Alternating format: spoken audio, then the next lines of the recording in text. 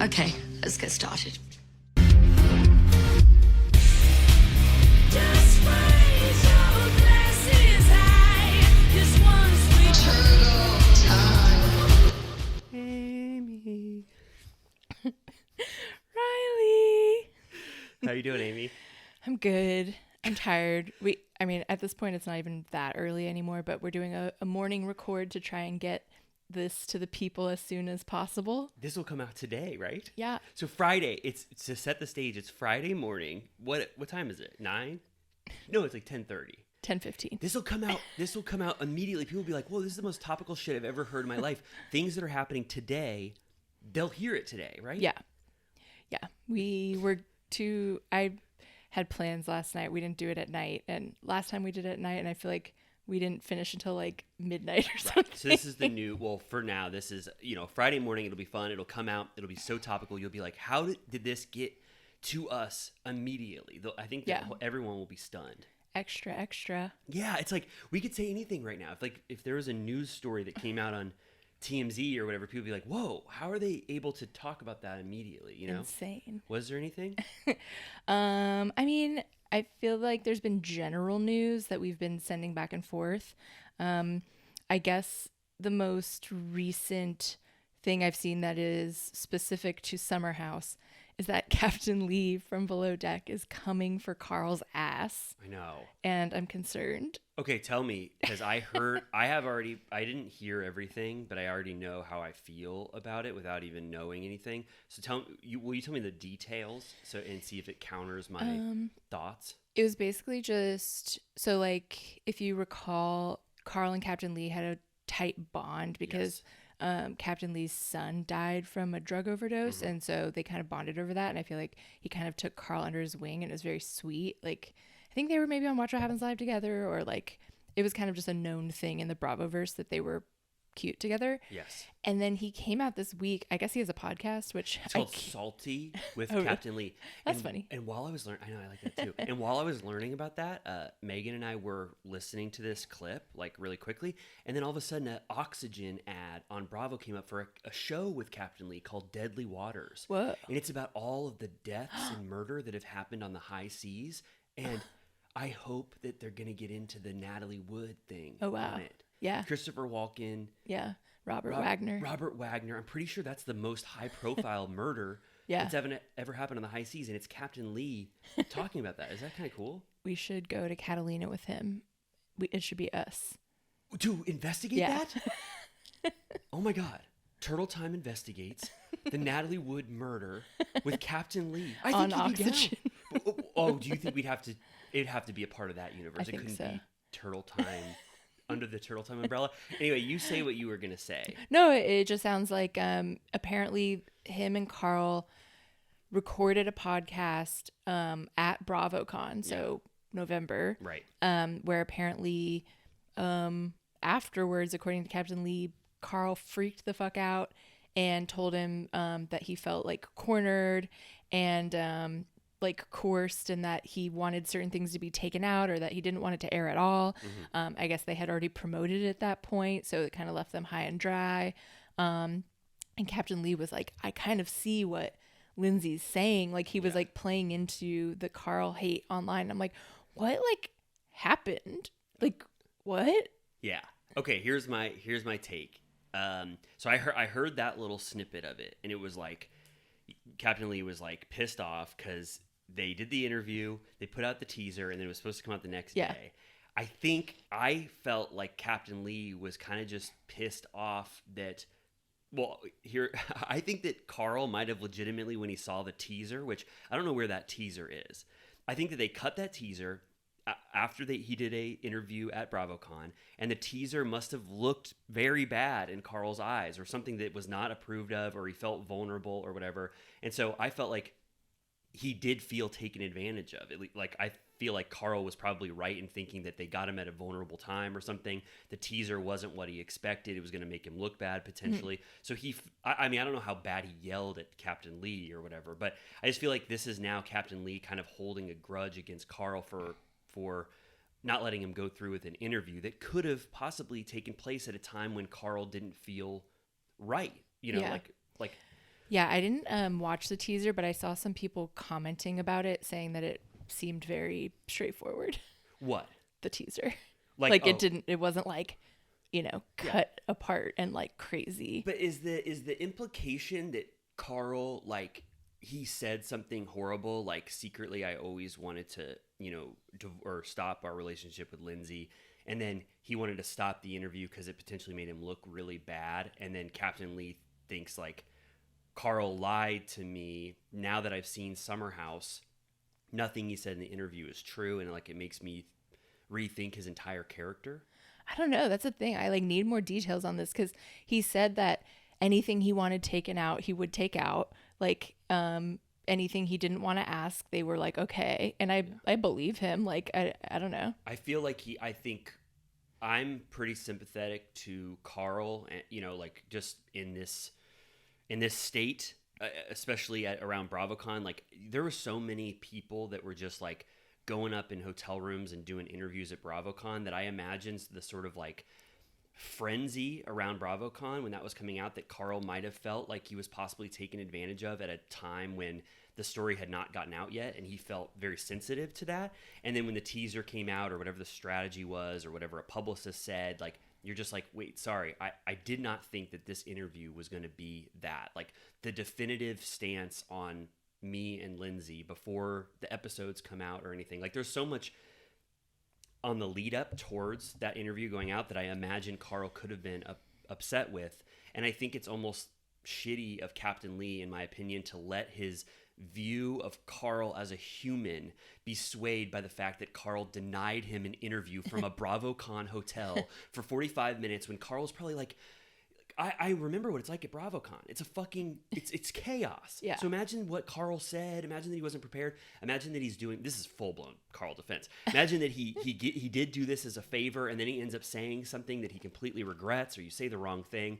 Like, I just imagine a world where you want that interview, like, because it was taken at a off time, you want it canceled or not shown. Maybe the teaser misrepresented something he said or whatever. And Captain Lee, for him to use that as like, oh, and now that I watched Summer House, I realized that Carl is a complete coward and Lindsay was right the whole time, and now I fucking hate Carl. I think that's so shitty.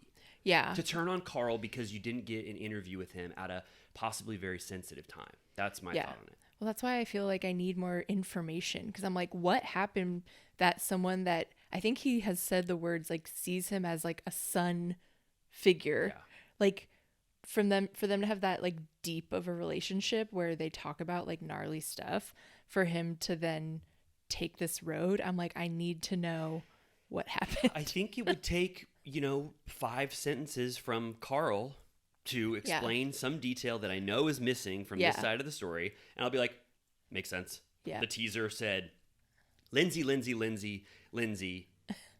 and you used Carl for clickbait, which we know that happens. Sure. Like, that shit happens. Let's go find the teasers after this. I looked. I couldn't find it. Really?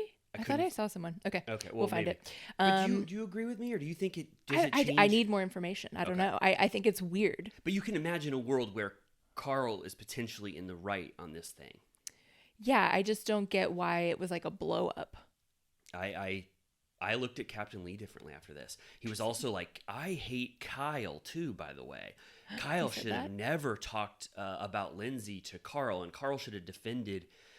He watched Summer House and had his full view of everyone altered. Which Me and Jimmy were joking that Lindsay was in the corner with a gun.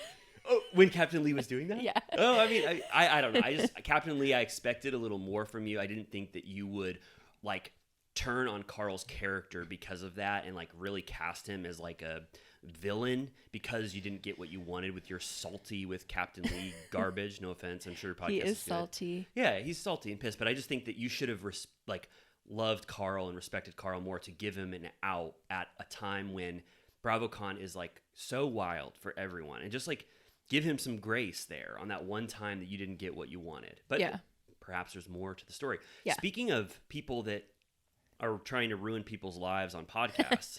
That's a good transition. That's the angle I was going to take as well. Here's what I will say about all of this.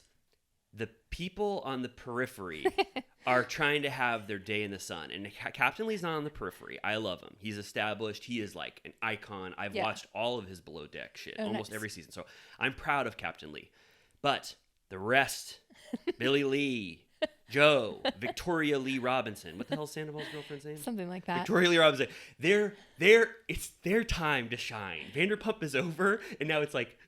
Dude, the Billy Lee's podcast, when I watched the clips that we're going to talk about, it's literally giving like Ursula's like eels. Like, I'm like, what is this underbelly of garbage? Right. I won't go that far, but it is just like, we shouldn't be listening to Billy Lee, what she says. I mean, no offense, but like, it's like, we shouldn't hear this side of the shit. Like Joe on her podcast, it's like, Joe, have you ever lied? And Joe's like, no, but what, did you listen to that clip where she's like, I just like, we shouldn't be, that shouldn't be bubbling, or in my opinion, we're getting takes and perspectives that shouldn't even be factored in, because I don't trust any fucking thing that Billy Lee or Joe or Victoria Robinson or anyone that's not vetted in the Bravo universe. I don't trust any of them at all. Yeah. I mean, it was certainly juicy. I was enjoying hypothesizing on what Billy Lee had to say. I'm also prefacing this as another rando with a podcast. I have to caveat, but we can say it. Who cares? I mean, I'm just saying I'm so judgmental of all of the like, there's an ungodly number of Bravo podcasts, like from talent, like it's unbelievable. I'm fine with that. It's up to people to decide what is part of the conversation. You know what I mean? Yeah. And I think, do you know what I mean? Well, we are talking about it. Yeah, for me, it's funny. It's funny to imagine that, you and I. I guess my reaction to this was, we shouldn't be hearing this stuff. And I feel like, I mean, do you want to say what Billy Lee and Joe were talking about? And then I'll... So Billy decided to turn on Sandoval because... Pretty quickly. Yeah. His girlfriend, in her estimation, is insane. Right. She Evil, said, yeah. Vampire, snorting coke up her nose every 5 seconds. Yeah, she said that Sandoval's been depressed. His house is in shambles. There's drugs everywhere. His house is filthy now. Yes, like never before. Okay. His girlfriend is drunk all day. Victoria. Yeah. That apparently whenever Sandoval hangs out with Billy Lee, the girlfriend bursts in the door thinking that they're going to be cheating. It sounds, I mean, I'm sure I saw that Victoria posted shit on her end. She said the outrageous lies that Billy and the kid have been spreading will come to an end now. And I'm like, where? On what? Are you going to go live? Like, what? Is she going to go on Tom Sandoval's podcast? Billy Lee said, did you notice? She then clapped back and was like, her clapback was text on Instagram, probably because she'd be slurring her words if it was a video. So she's a drunken mess, according to Billy Lee? Yeah. I was just like, okay, Billy Lee turning on Sandoval. You were the one who rode for him so hard through all of this shit. And then now at the very end of the season, you know how much clout you're going to get for turning on him when the audience is like that. And you're figuring out some ways to pin it on whatever you can. His house is filthy. There's drugs all over the house. Victoria's drunk as hell. It's like, I don't believe her at all. It was fun to imagine a world in which he has entered yet another extremely toxic relationship. Okay. Like, I'm like, oh, is that like the path right now? I mean, it does seem, I could see it being another like a hot and like fire relationship. Like they posted that photo booth of them where he's like licking her nip. And I'm like, yeah, like probably they like fuck hard and fight hard. For lack of a better sentence. It's giving fuck hard. It's giving hard. Sid and Nancy. It's giving Den of Sin. Yeah. I don't care. Yeah. I think it's bad that Billy Lee put that out. Yeah, no, it's like, why are you doing this? I don't care. I expect Sandoval is having snakes bite his nipples and she's tugging on his penis, and I don't care. I think it's horrible of Billy Lee to be his friend, ride through him through the worst shit he'll ever do in his life morally. Cheated on his girlfriend of 8 years, which we talked about 100 times. And then the minute when it's over and he gets a new girlfriend, you're like, fuck that guy. He's a coke snorting vampire and he's living in a den of sin filled with garbage. And I'm going to tell the whole world. It's like, Sandoval, That's why you and I talk about this fucking B squad around him. No offense to Billy Lee, but I'm just saying you let some snakes in the circle, and then they immediately rat you out and fuck you over the minute that they think that they can get clout for it. Yeah. And Joe is doing the same thing. Yeah. No offense to Joe, but I mean, she's absolutely just running with her not little taste of fame, the spotlight that she had. She's going wild, trying to capitalize on it as much as she can. And so is Billy Lee. It's just like they were like saying all kinds of crazy shit. Like Billy Lee was saying, you know, I gave up a lot for him. Like I've defended him so much, and like now, you know, this is a messy situation or whatever, and she keeps having to mediate between him and this girlfriend or whatever.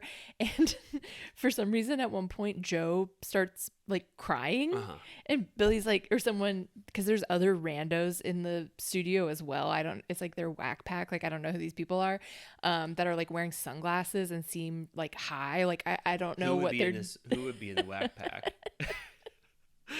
Who is the whack pack? Is that a Howard Stern thing? Yeah. Oh, okay. Yeah, we don't have to get into them. But who is the whack pack? It's like sorry, I was just trying to imagine who would. Are you trying to build a Vanderpump whack pack? No, I was just like Joe. I was like Billy Lee, Joe, but I was imagining like Kyle Chan.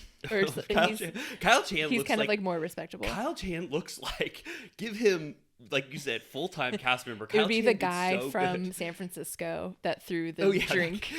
The guy in the gold blazer who destroyed that thing. But then I'm thinking like a weird fringe character, like someone from the Sesame Street or something. Like, you know what I mean? Anyway.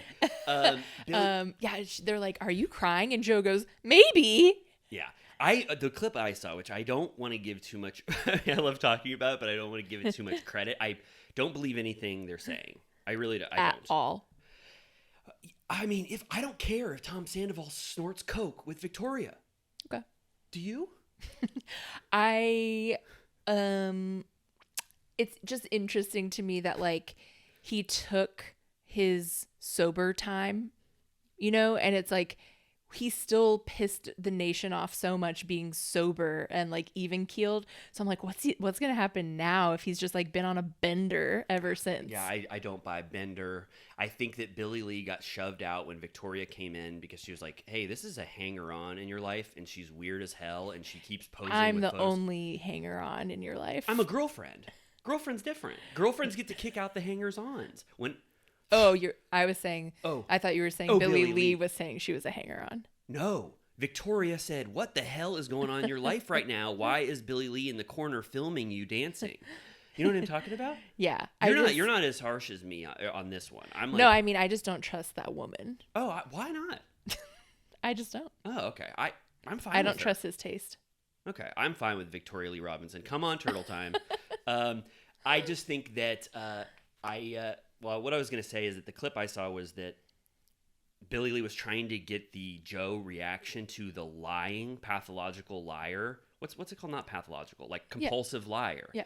And I was just like, it was the worst handled interview I've ever seen in my life. I don't know if you saw that clip. Because Billy Lee was like, you know, have you ever lied before? Because they're saying you lie a lot. And Joe was like, I didn't hear any of these specific accusations, so you have to tell me specifically what they said I lied about, and then I'll answer the question. Billy Lee was like, sorry, I don't really remember. I'm just asking if you've ever lied before. And she's like, no, I've never lied before, but until you tell me a specific instance, I can't double down on that and give you the counter to that. So it was very badly handled, and Joe still has not properly responded to the compulsive liar accusations. Right. No, it's just wild seeing Joe bopping from Rachel's podcast to Billy Lee's podcast, and it's just like the bizarro universe. And the other thing is that Billy Lee brought up, and then Victoria brought up, that Billy Lee's accusation was that Victoria forced Sandoval to get Ariana's stuff out of the master bedroom. And then Victoria in her text post was like, I have nothing but respect for Ariana. I would never touch her things. And Victoria said that? Yeah. Whoa. And then Billy Lee was like, oh, you're right. You didn't touch her stuff physically, but you guys hired movers to have it moved out. And I'm like, once again, Ariana's like, what? Like, stop talking about me. Like, why is this happening? There's all these freaks in my house. Like, what is going on? Totally. I just think, I mean, I don't know. I think that we need, I don't know. I don't know if we need to hear all this stuff. I'm glad we know it, but I just don't trust what is going on the Tom Sandoval periphery. I was going to say that I give a lot more respect, like we just said with Kyle Chan. I think Rachel is coming off sort of like a sound and stable figure in the Bravo periphery. I listened to her last episode where it was like Rachel has now fully gone rogue, or it was like the last thing. And she was like excited to be done with Vanderpump Rules, which is kind of hypocritical or whatever, because it's like you're commenting on it. But she actually had some pretty thoughtful critiques or whatever. Like she was pretty, I don't know, I found it to be pretty like good commentary on the reunion or whatever. And I feel like she didn't go full, I don't know, like Bravo villain ever. She kind of like stayed the course, I think. So I want to give her a little bit of credit. It in contrast to The what bar Joe has is been doing lowered. with Billy Lee. Yeah, a little bit. Yeah. Speaking of traitors, Billy Lee should have been a traitor, but instead Sandoval is. Yeah, so what? You watch Traitors? I watched it here and there, and then I watched like the finale with my friends last season. It's fun. Okay. Is it being slightly overrated, you think? You have to be into that kind of thing. Like people that Game love show shows stuff. like that, like fucking love it. And Yeah. that's not necessarily my category, but now that I kind of understand what it is, I think it's like funnier to see the casting knowing like what the format is, and the fact that like Robin Yeah. Dixon is on it is like very funny, because she's just, the joke is that like I've seen memes that, like it's a thing where like you wake up in the morning and people come to the table, and then it's like that's when you find out who is alive still. Okay. Because like people get like murdered in the house or whatever. And everyone, the jokes online were like, everyone's gonna think Robin's dead, but she was just sleeping in. That's fun. So it's like Clue? It's like that game Mafia. Oh, I've never played that. You flip It's like over- there's like Okay. some people are told that they're traitors. Oh, okay. And they have to convince everyone that they're not. Like Oh. no one knows who it is, so they're like, Yeah. you have to con everyone. Cool. Okay. So it's just funny, like seeing the like I'm like, Sandoval is so dumb that it's gonna be very funny to watch him try and like get away with something. I mean, he might not be a traitor, but like, They probably wouldn't make him one. Do they choose? yeah, they choose. Okay. I mean, yeah. So like, apparently I didn't watch it when Sheree was on, but apparently she just sucked ass at it. Like she just like was so like lazy or just like low energy, and like everyone's like, the meme was like, Robin's gonna make Sheree look like Poirot. Whoa. Poirot. Oh, like the famous Detective. yeah, what's oh yeah, of course. Well, good. I'm excited. I think it speaks to the quality of Bravo talent that Traitors now wants to pack the rafters with 6 Bravo celebrities, you know? Like it's kind of like, again, my message is always Bravo, keep people as long as you can, because when the outside world sees them on other things, they're going to be like, who is this person? I love them more than life itself. So like Bravo's trash is another show's gold treasure. And that's what's happening with like the Roni Legacy cast. Like now Dorinda's going to be on this, and it's just, I don't know, but it just speaks to Bravo's cultivation of talent. Yeah. Ultimately. I wonder how Ciara will do. I don't know the format, so Phaedra did really well, right? People Yeah. loved. Yeah. That's what I'm talking about. Yeah. Like people are like, whoa, who's this person? She's Yeah. amazing at Traitors. Yeah. I saw a potential blind on Dumois that people were hypothesizing was potentially about a blowout between Lindsay Hubbard and Ciara about her getting cast on Traitors. Oh, you sent me that. Yeah. I couldn't read the language. It was very confusing. I don't know who does Dumois write the code, or do the People submit them. They submit the code. It's like, I think they just repost what is sent. That's so whoever's speaking in code, you need to figure out a unifying way to speak in code. That was the worst written code I've ever read in my life. What do you think Danielle's looked like when she ratted out? Hers was a Dumois? Yeah. So that article came, or someone was writing that article, like when the New Yorker was writing that article about Craig getting drunk because he didn't want to use the porta potty. It'd be like, Danielle's- this Charleston This drunken- home dog. This like, Charleston guy who lowered the bar. it would be exam, like, or, yeah. who raised the bar for this sleeping beauty who loves to sit on soft pillows, that'd be too obvious. But you know what I'm The talking email would be like bapadoo at Okay. drunk.com. They need or to something. figure out, Dumois, you need to rewrite the code in some of those, like, and say, this sucks. Because that one said, this bubbly, I swear I tried to parse it when you send them to me. I say, who is this? What is that clue for? Who is this? And it was absolute garbage. No, it was really confusing. I like gave up I immediately. mean, I asked you, what does this mean? And you didn't tell me. Well, then I sent it to other people too, and everyone was like, what the fuck is this? And then I went into the bedroom and started to tell Jimmy about it. And I thought I had sent it to him in another group, but it turns out, because he immediately was like, oh yeah, I saw that. People think it's about whatever. And I was like, wait. I was like, I didn't send it to you and you already saw it? And Right. he was like, yeah, people are talking about it on Reddit. I was like, wow, you're in deep. So it's Lindsay was upset that Ciara was cast on Traitors. It implied that there was something like about it seemed like there was like a Bravo element too. Like it was like, I don't know. It was about like someone lying, getting caught, getting replaced on a show. Okay. All right. So it sounded like someone maybe like pissed off someone at Bravo because they lied. Yeah. I mean, if I the don't know. reunion is any indication, Summer House reunion, Amanda, Ciara, and Paige do not seem very happy with Lindsay Oh overall. my God, I need it to go like 10 times harder.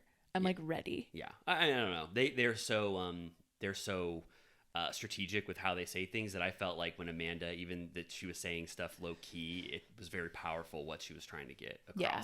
What would Craig's drunken Dumois be? This Sleeping Beauty Is who there, lowered the bar on Southern Charm. Well, they wouldn't even say that. Who has a lot of Yeah. charm, capital. Yeah. Likes to use indoor toilets instead of outside stuff, and had a drunken rampage to try to get in. Did you know that I just watched Don't Be Tardy for the Party, the show Don't Be Tardy, for 4 seasons, like in the last 3 days? So you saw their wedding? Yeah, and I can't believe Craig did the exact same thing that Kim Zolciak's mom did with the aunt. Do you remember that? Is that what Craig is accused of? Craig was accused. People on TikTok told me, I said, if anybody knows what the hell Craig did at this wedding, because it's been talked about for 3 seasons now, and they said that he didn't want to use a porta potty. He was drunk as hell, and he tried to go into the house to try to use the toilet because he didn't want to use the porta potty, just like Kim Zolciak's mom and her That she sister. disowned.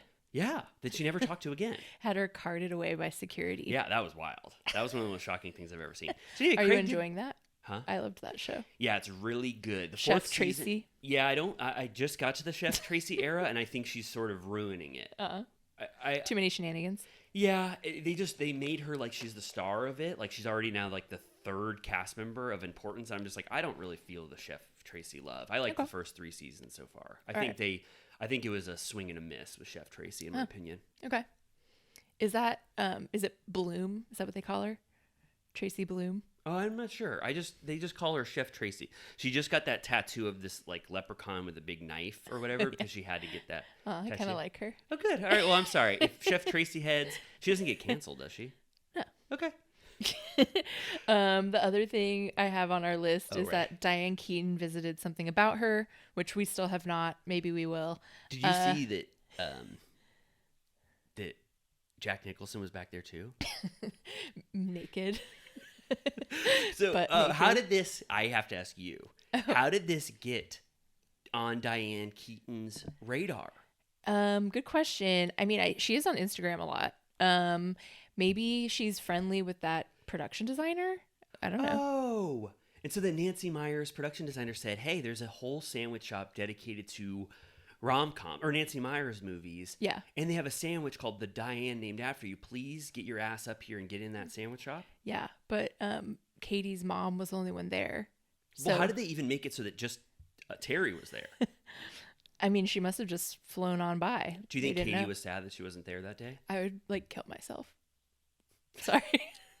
That's okay. I'd be so sad. Yeah, well, You built a restaurant around the style of a Diane Keaton movie, and she comes and Yeah. you're not there. yeah, that makes me sad too. Why didn't someone, whoever said, "Diane, please get up here," get up to the sandwich shop. Why didn't someone inform or let Katie know? Yeah, I would have like tuck and rolled on the freeway to get there, but Ariana's in Fiji, Yeah, so I she understand. can't. Ariana couldn't go, but I wish Katie could have been there to see Diane Keaton. I'm sure that would have been really cool. I also was wondering if they pay Terry a salary. Like, do you think she makes minimum wage? She's like always there. I think because wasn't she the restaurateur in Katie's life? I think so. But like, does she get paid? I'm sure. You I'm think? sure. Terry can, Terry can let us know, but I'm sure she would. And yeah, we'll see. I had a Diane Keaton sighting one time. Really? Yeah, I don't want to say what city I was in, but it's really close to LA. And I was just at a Mexican Santa Barbara? No. Ojai? No. I'll tell you off mic. Because You don't want to dox her? I don't want to say what city she lives in because I know the Diane Keaton heads, Little Turtle Cuties, Diane Keaton. Doesn't she live in LA? I'm sure it's very easy to look up. Well, then let Doesn't everyone. she do a home tour? Then everyone. I've seen a home She tour. probably has multiple houses. She's rich as hell. But I went to a Mexican restaurant with my wife and my uncle, and then all of a sudden in the corner, who do I see but la-di-da, la-di-da. Diane Keaton was in the corner kind of spinning around like she was in Annie Hall, like holding court at this Mexican restaurant. We were all like, Diane Keaton. And my Was she wearing grandma- a hat? Yes. And she was wearing exactly what you would expect. Yeah. And my uncle and my grandma didn't really know who Diane Keaton was. What? I was like, this is an icon that we're She's seeing. like a once in a generation. She's in The Godfather. She's in everything. She's spanned the whole spectrum of every type of movie you could ever do. I was like, this is one of the biggest celebrities we could ever see. But only me and my wife were stunned. And she was kind of going around almost table to table being like, it was really cool. She was very like lackadaisical and fun. And so anyway, I have a personal... That's fun.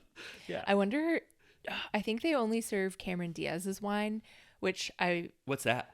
Aveline. Oh. They have it at Target. I wonder if that was like a nod to the holiday or if they just liked the price point or whatever. But Diane Keaton, at least used to, probably still does have wine as well. Oh. And I was like, they should serve that too. Oh. What's her wine called? The Keaton. Oh. Me and our friends used to drink it kind of as not a gag, but like Diane Keaton wine, you know? Yeah, of course. What's that movie that Diane Keaton's in that you watch at Christmas time with that fun family with Sarah Jessica Parker? The Family Stone. Yeah, that's one of my favorite movies. It's good. I think it's really underrated, actually, as a holiday movie and as just a movie in general. It's one of the best It's good. movies I've ever It's seen. sad. So sad. You got to really kind of skip through the last 10 minutes. No spoilers, but... It's wild that it was like peak SJP, like Yeah. right at Sex. I think it was like right after Sex and And the playing City. against type. Yeah, she's like a nightmare in that Yeah, movie. she's great in She like her character couldn't suck more. No, and it was very brave of her to play a character like that against type. And I listened to the commentary last year because I'm like, I'm so family stoned, like in the Family Stone. Your family tank. stoned. I'm family stoned on it, and I love how they talk about that movie. It's a very original movie. Like Yeah, you know, good that cast. plot, great cast. What Diane Keaton's husband in it is so great. Craig T. Nelson. Craig T. Nelson. I wish he would have been in it. Something about her Dermot too. Mulroney. Oh my! Oh, and then I love Luke Wilson in it. He's so hot. And it's a Sorry. cool. What do you think's going on with Luke? I don't know. I think it goes. I mean, I think he'd work a lot more if some things weren't wrong. You think he's bad? Yeah. All right. Should we end this beautiful news segment, or was it? Oh, you Sure. want to talk about? Rosie. Yeah. Okay. Last thing. I hope this news segment good? It's chock full. Okay, but it was good. I think so. Okay. I watched that trailer. And I said to you, I think a couple weeks ago, I was like, I'm kind of just excited for OC. I think it's a palate cleanser. I like talking about it with you, even though I hated the Heather Dubrow and Tamara shit. I was so tired of that. Like, that was so shitty, but I just liked OC in general. I liked the cast. Yeah. This trailer, when I watched it, I was like, oh my God, this is 10 times better than I ever imagined. I love almost everything that is being hinted at in this trailer. I Yeah. was so stoked. I was It looks like the rare thing, because I feel like now they really just clip out everything that is good, whereas when you watch this, you're like, there's clearly so much more. Oh no. Oh yeah. It was like Alexis Bellino being like, she's ruining my life. And you're like, whoa, what about? And then Alexis Bellino was like, and I could ruin her life. There's the door, Shannon Bedore. There's the door, Shannon Bedore. That was in the first 5 seconds. I was like, this is fucking awesome. The joke, it started me off in such a great place with Teddy introducing them when they're all wearing those like London hats or whatever. And Teddy goes, greetings, Housewives and Vicky Gunvalson. She's a fucking bitch. Yeah. And Vicky was a surprise to me. I thought Vicky like, didn't make enough of an impact as a friend of, but Vicky's like sprinkled Also, throughout this. it took me like a full beat to be like, wait, why is Sutton here? Oh, I know. It's like my brain didn't like clock that she's not supposed to be there. I was like, wait, what? Yeah. And I didn't really like Alexis Bellino's run on OC. I understood why she was fired not long for that world, but I think that this is the right time to bring her back. And it seemed, I don't know, she might be like flop energy when she gets back on, but from the trailer, I was like, okay, you're handling yourself pretty well. Yeah. Johnny gave me the best ring of my life. Oh, Shannon? Dude, it's going to be brutal. Shannon's life, is this horrible to say? Shannon's life is like hell on OC. I know. Every season is like, how are we going to make Shannon's life a living hell? And I know she does it to herself. Obviously, she drove drunk as hell and crashed into a house. Yeah. But still, it's like... No, she's been like losing her mind since day one. Yeah, it's like it's all about Shannon's misery. Yeah. Dr. Moon needs to help her. Yeah. But she looks great, though. I know. And I love that Shannon, like, she understands that people... crave, like they feast off her misery, but she still goes in and day out. She's resilient. resilient. She's so fun. She's still so funny. And I even like her sort of, whatever energy that is, where she's like sort of down on herself, but still tries to pick herself back up. Like Shannon just has great energy no matter what she's doing, even if she's being fed to the wolves. Yeah. And of course, immediately we see that Tamra is going to try and throw her under the bus. But then I was like, I am very opposed to Tamra being the producer surrogate, but I was like, someone has to say it. Yeah. You know what I mean? Like what she did. Yeah. I mean, someone has to call that out, and obviously Tamra would be the person. I wasn't even mad at Tamra's few and far between moments. The only thing I got bummed out about was it seems like Emily and the new cast member are going to carry on attacks towards Heather Dubrow, who I really don't think has done anything wrong in her life, ever. No, really. Like after last season, I really think everyone needs to take a break on Heather Dubrow. When they showed that split screen of the 50 different times that everyone was trying to take Heather down last season, the producer should have said, well, they shouldn't have stepped in, but everyone should have known no more going after Heather. It's so played out. And I felt like there were 2 moments where the cast were trying to like take her down again, which I wish that wasn't the case. Did Gina have a moment in the Oh trailer? my God. Gina's moments are so bad. No offense, because Gina listens to Turtle Time, but she is always, I don't know what it is about Gina that gets her to stay on for 6 seasons. I was going to send you this tweet, but I knew it would be confusing, but it was on Twitter. It's so funny. So whoever posted this on Twitter, it's so funny. I'm sorry not to give you credit, but they're like, here's a compilation of all of Gina's amazing moments in the 6 seasons she's been on. And then it was an unclickable video that you couldn't click. Whoever made that on Twitter, that was so funny. Gina is Twitter back? I never left for me. I didn't really care. I thought for a minute that everyone was gone, and so I stopped logging in.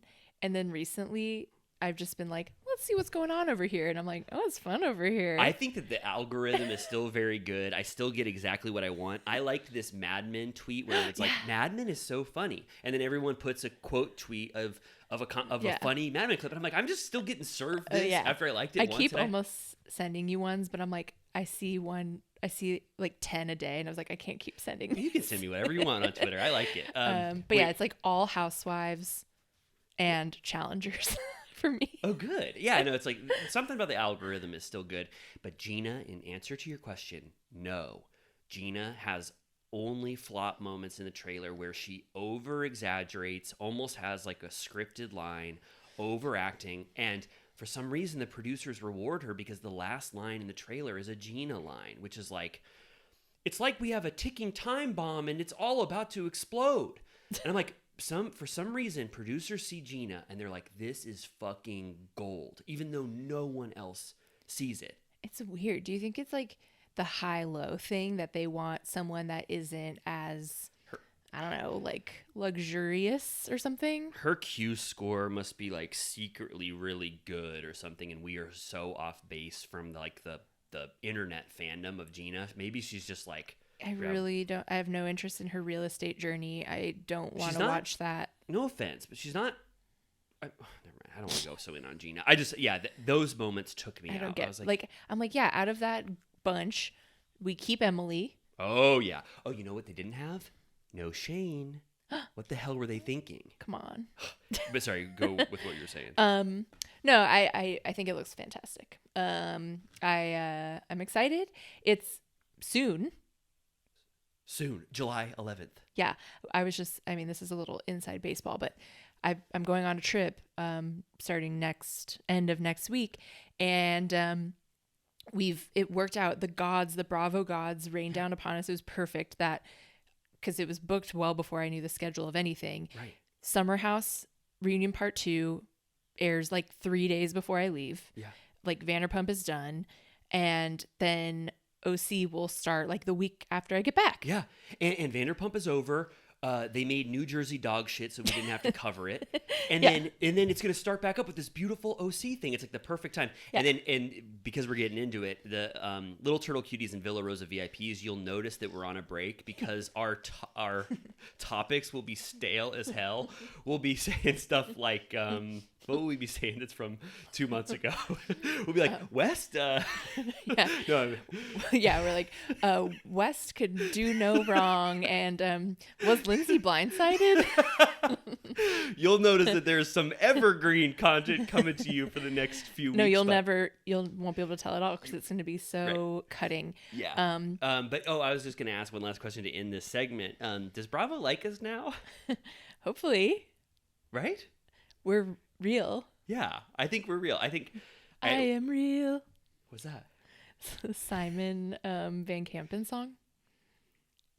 Simon Van Campen had a song called "I'm Real." Yeah. Oh, I'm he sorry. performed it on Watch What Happens Live in red leather pants. Oh, I'm so sorry. I never I'll saw send that. it to you. Oh, good. Well, It's something like, it's like, I am real, something, and that's the deal.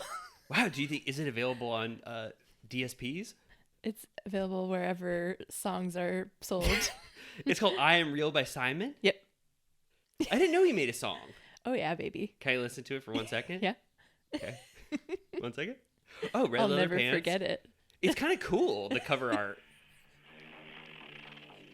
Whoa. Oh my god. Holy shit. It's All right. giving challengers. Okay, I'll be listening to that on our break. That'll Okay. be our outro. Oh, good. Oh, let's do it. Okay, let's take a pause on the news. I'm going to take a certified turtle piss break, and then Amy and I, let's come back for some beautiful Summer House commentary, and then the Valley after that, the Valley finale, Valley finale. right? Jesse Lally on the Valley finale. Oh my God. That all rhymes. Okay, let's come right back, and we'll be right back. Okay. We're back. Hello. I just listened to that Simon Van Kempen song. I like it. It rocks. He's talking about Twitter. It happened around season 4 of Roni, right before they got fired. Gotta love it. What's her name? Hunter Harris on Twitter is watching Who's that? Roni. She's like a writer and like cultural commentator, and she's watching Roni for the first Like time. us. Exactly. And she just got through like Aviva's season and stuff, and she's just like been tweeting about it, and it's so fun to relive. Wow. Yeah, the first time. Yeah. I can't imagine watching that all for the first time. How I excited know. you'd be. Yeah. Her commentary is very fun. You should send Simon Van Kimpen I Am Real. should. Because I don't know if that got into the True. public consciousness. Yeah, you had to be watching live at the time, I Yeah. think. But yeah, so Summer House Reunion Part 1. You like it? It's good. We were just saying that, we made sure part of the reason we did this Friday morning is because we wanted to watch the extended and uncut, like uncensored version, because with Vanderpump Rules, there was a glaring difference between the on-air Yes. and the Peacock version, to the point that I'm like, I can't even imagine if I only had watched the on-air one. Whereas this one, I watched the regular version last night and the Peacock one this morning, and there was hardly a difference. I don't think they added even, because on air it was an hour 15, Yeah. and on Peacock it was an hour or like just under an hour. So I'm like, they must have only at maximum added like a couple minutes. Yeah, but not even. They added like just a couple, like answers were a little longer and stuff. I don't know. We'll get to what was different, but yeah, I mean it didn't have any more impact than the actual which I think original. speaks to the quality of the actual episode. How good like, it was. They didn't need the flourish. You were really on to something. I never give you credit, but you were really on to something. Part 2's 2 parts is the way to go. Yeah.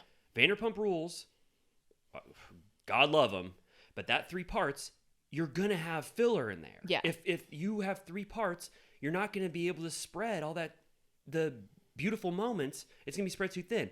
This Summer House Part 1 was jam-packed with so much awesome shit, and we know that the next part is gonna be obviously jam-packed with so much great shit. Yeah. Don't spread yourselves thin. And just supersize it. Yeah, and it's like the perfect. Yeah, I'm like, and then I remember the Southern Charm was 2 parts. I was like, this just ripped both parts. So it's like, it's only 3 parts where it's like starts to drag. Yeah, I'd rather be left wanting more. Like, I watched this first part being like, holy shit, like there's still so much to cover. Like, Yeah. how are we going to get to it all? I mean, they only dipped into the like West and Ciara stuff and the Carl and Lindsay stuff, and that's all going to be part 2, which is great. Yeah. So they had to get to the studio at 5:30 in the morning, which is Whoa. insane. 5:30. Yeah. I'm like, what was the crew call time? Like 3? Oh my God. I think 4. Fucking horrible. So yeah, this is the first time Carl and Lindsay will be around each other since BravoCon. She's already saying that he's been planting seeds and lies. Mm-hmm. The theme is based off of Paige's lemon Italiano dinner. Is that Capri? Yeah, Capri? it's just like a Dorit's Buca de Beppo room. Do people say Capri or Capri? I just say Capri, too. but Jesse Lally says Capri. That's what he's the one who made me switch. Yeah. Did you like this set? It was pretty. Oh, okay, good. Yeah. Oh, good. I saw that Andy, he goes, good job, Scotty, when he got there. Do you think he was making up for the other one? That's exactly what I thought. I thought that Scotty also was in charge of the pirate nightmare, the undead pirate, what was that? Like Salt Lake. alternate dimension? Oh, it was the what's it called? Salt Lake City. No, it's the not Pandora's box. Bermuda Triangle. Yes, exactly. Yeah, it was like, remember there was like zombies hanging off the boat and like a dead skeleton that was pirating the ship. And I think that Andy said, he goes on Sirius, what's his show called? Radio Andy? yeah. He goes, he said, we've done hundreds of sets and that was not one of our best. So I feel like he had to give Scotty some credit here and say, hey, this is actually good. No, it was nice because it was like the summer house, but with a twist. Yeah. It was cute. Yeah. I liked it. Me too. And yeah, all the ladies had their midriffs out. He said that. He also said, he said definitively, he goes, this is the hottest cast. He goes, there's not a fucking dud in the bunch. Yeah, they are all hot. I liked the joke West makes to Amanda. He goes, this is an hour, right? Yeah. And Amanda goes, yes, a very fun hour. He seems scared and sad. Oh, instantly, because I watched this, it was clipped beforehand. Yeah. Oh, I was like, there was some mystery still left in me, some hope. Well, there was some viewer hope within me that I was like, they're teasing this thing. Maybe Wes and Ciara, powered through and they love each other and they're just trying to like fake out the audience. But the minute I saw them come out, I was like, oh God, it is not only over. It's not only over, it's bad. Yeah. It's bad. Yeah. Ciara it's worse purposefully, she would not even look at him. Anytime anyone mentioned him, there was like, not anger, but just no emotion towards him at all. I was like, oh God, it ended badly between them. And then you get that immediately. Andy goes, congratulations on your billboard with Madison.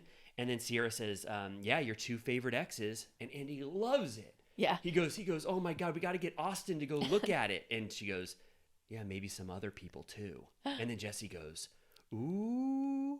And I was like, okay, it's over. And it ended so badly. Yeah, it's bad. I also liked that when they were going around, Andy was complimenting everyone or whatever. He asked Lindsay if Ariana consulted on her revenge dress, and I was like, yes, please double down on the fact that she like followed the playbook, please. I don't look at dresses or anything that anybody's wearing ever. Is it an approximation? No, I just mean like more in general. Like I think that was her plan all along, was to like mimic the arc. Yes, for sure that. But was the dress for people who like the outfits? Like, I mean, they all did the midriff thing, so it's harder to pin her on that one. That's what we did. That's what we did for one of our Turtle Time episodes. Bared our midriffs. So the dress wasn't giving revenge dress. Andy was just calling into question, did you consult Ariana because you had similar arcs this season? Yeah. Okay. And she was like, no. No, she didn't. I learned a lot about Lindsay this episode. Dude, she was like snarling. I learned a lot about Lindsay. The thing I learned the most was that PR shit that you and I like broached before about her planting stories and doing all that shit, that is set in stone.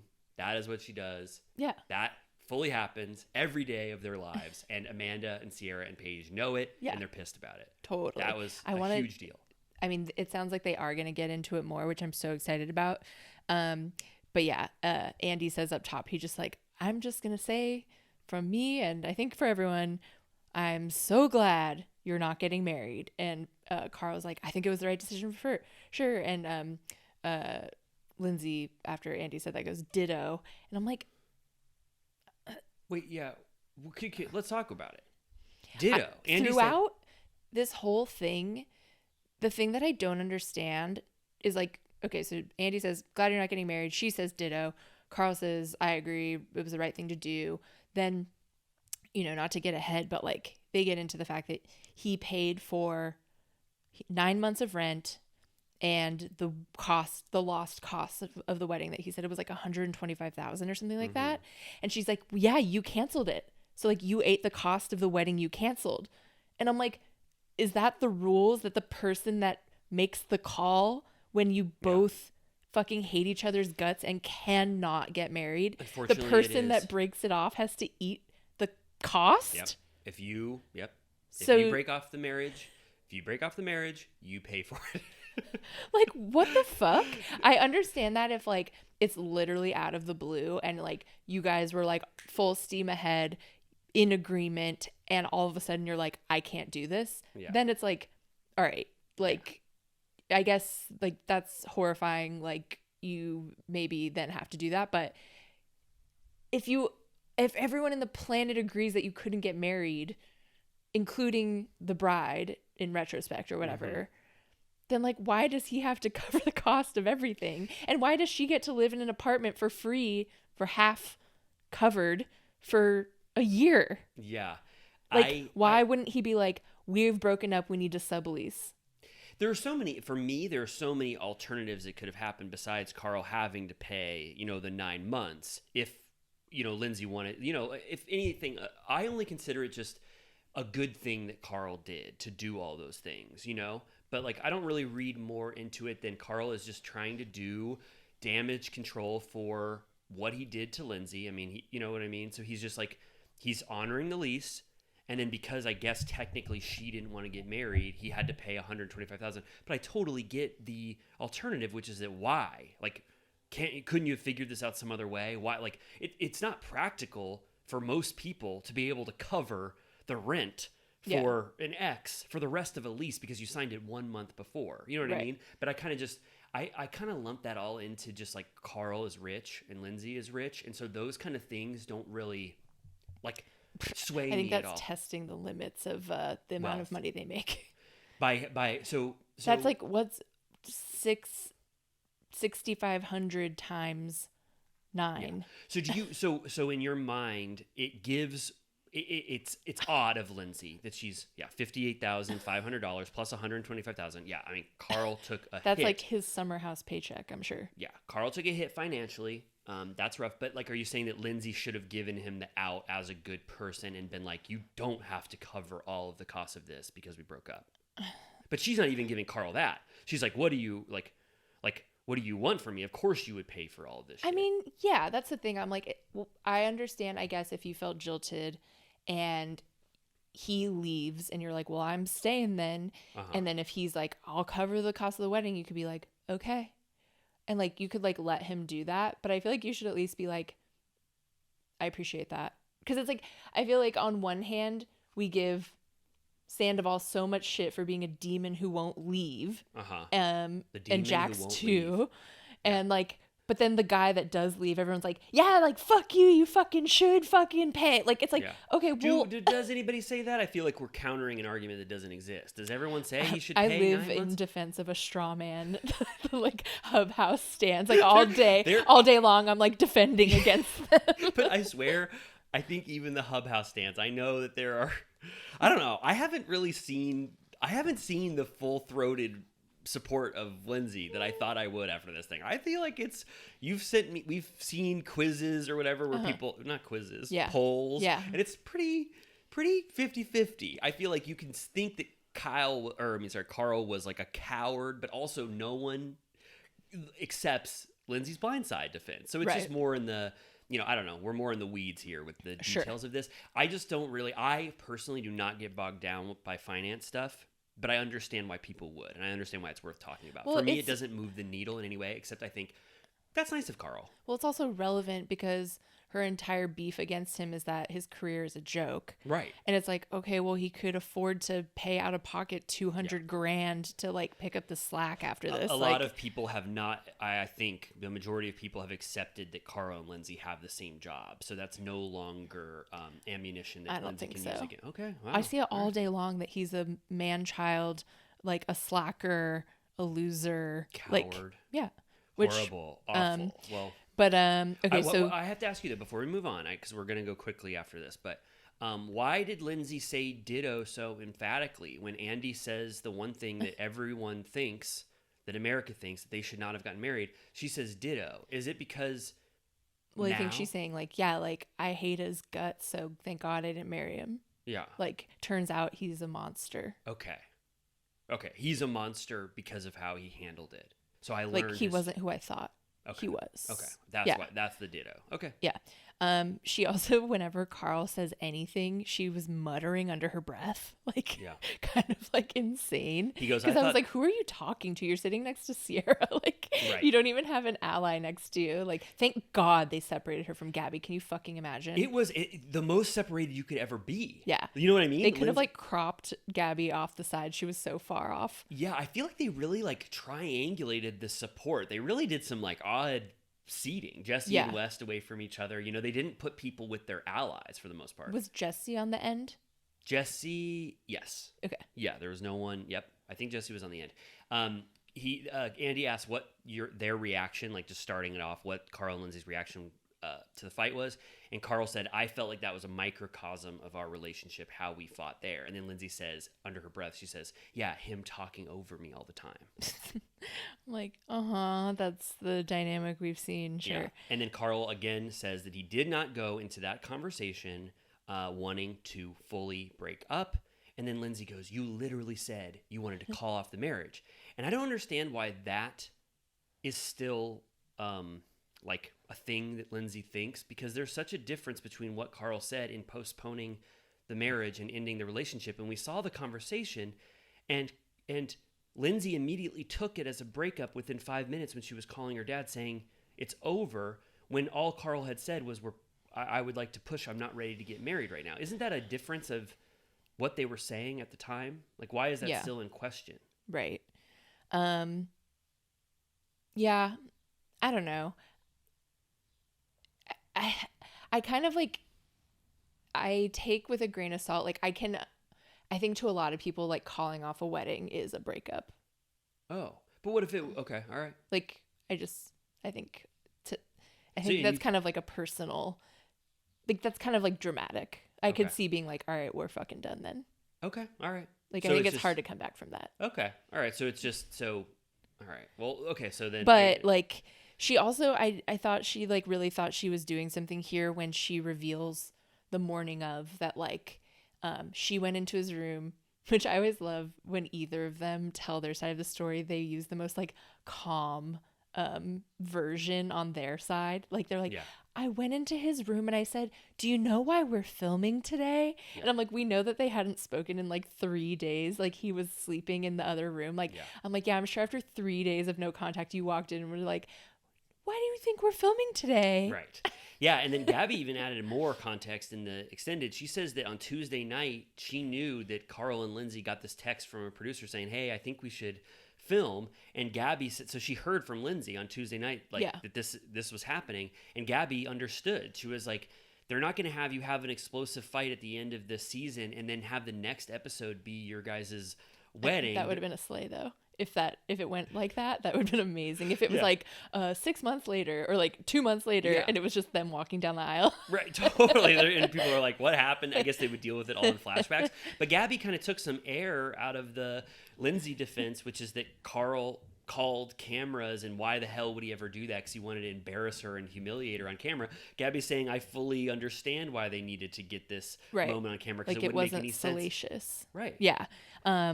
So yeah, that was should have been a win, but then Lindsay Lindsay's- sort of like spun it into saying that like that morning when they talked about filming that that he like went off on her and was Screaming. screaming at the top of his lungs, and that he said like 20 times that he was this close to canceling the wedding. And I was like, okay, so he said it out loud again.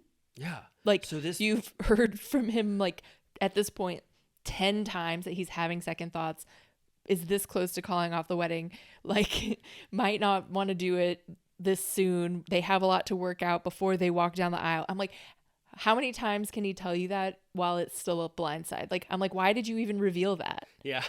So they had already had, right. And so they had already had a screaming fight the morning before they had that final fight on camera. Right. That's kind of wild. Well, also, I'm like, whatever. I'm not going to say that, like, I think they both say fucked up shit to each other. I know that it gets fucking nasty. Like, I'm Yeah. not going to say he's an angel and, like, doesn't say fucked up shit or doesn't, like, raise his voice or whatever. I'm just saying that, like, we've seen on camera what she considers. Yeah.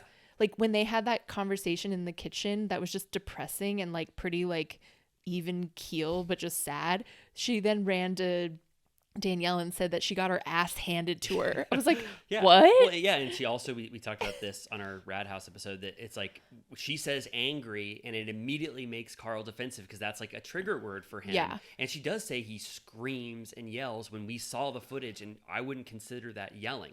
So saying No, he's and he, screaming like, at the top of his lungs. Anytime he's like unhappy or like displeased or like expressing like things that he's mad about, she's like, why are you screaming? Yeah, and then Carl does, which, you know, he tries to set the record straight in the moment, which was, I think, good of him.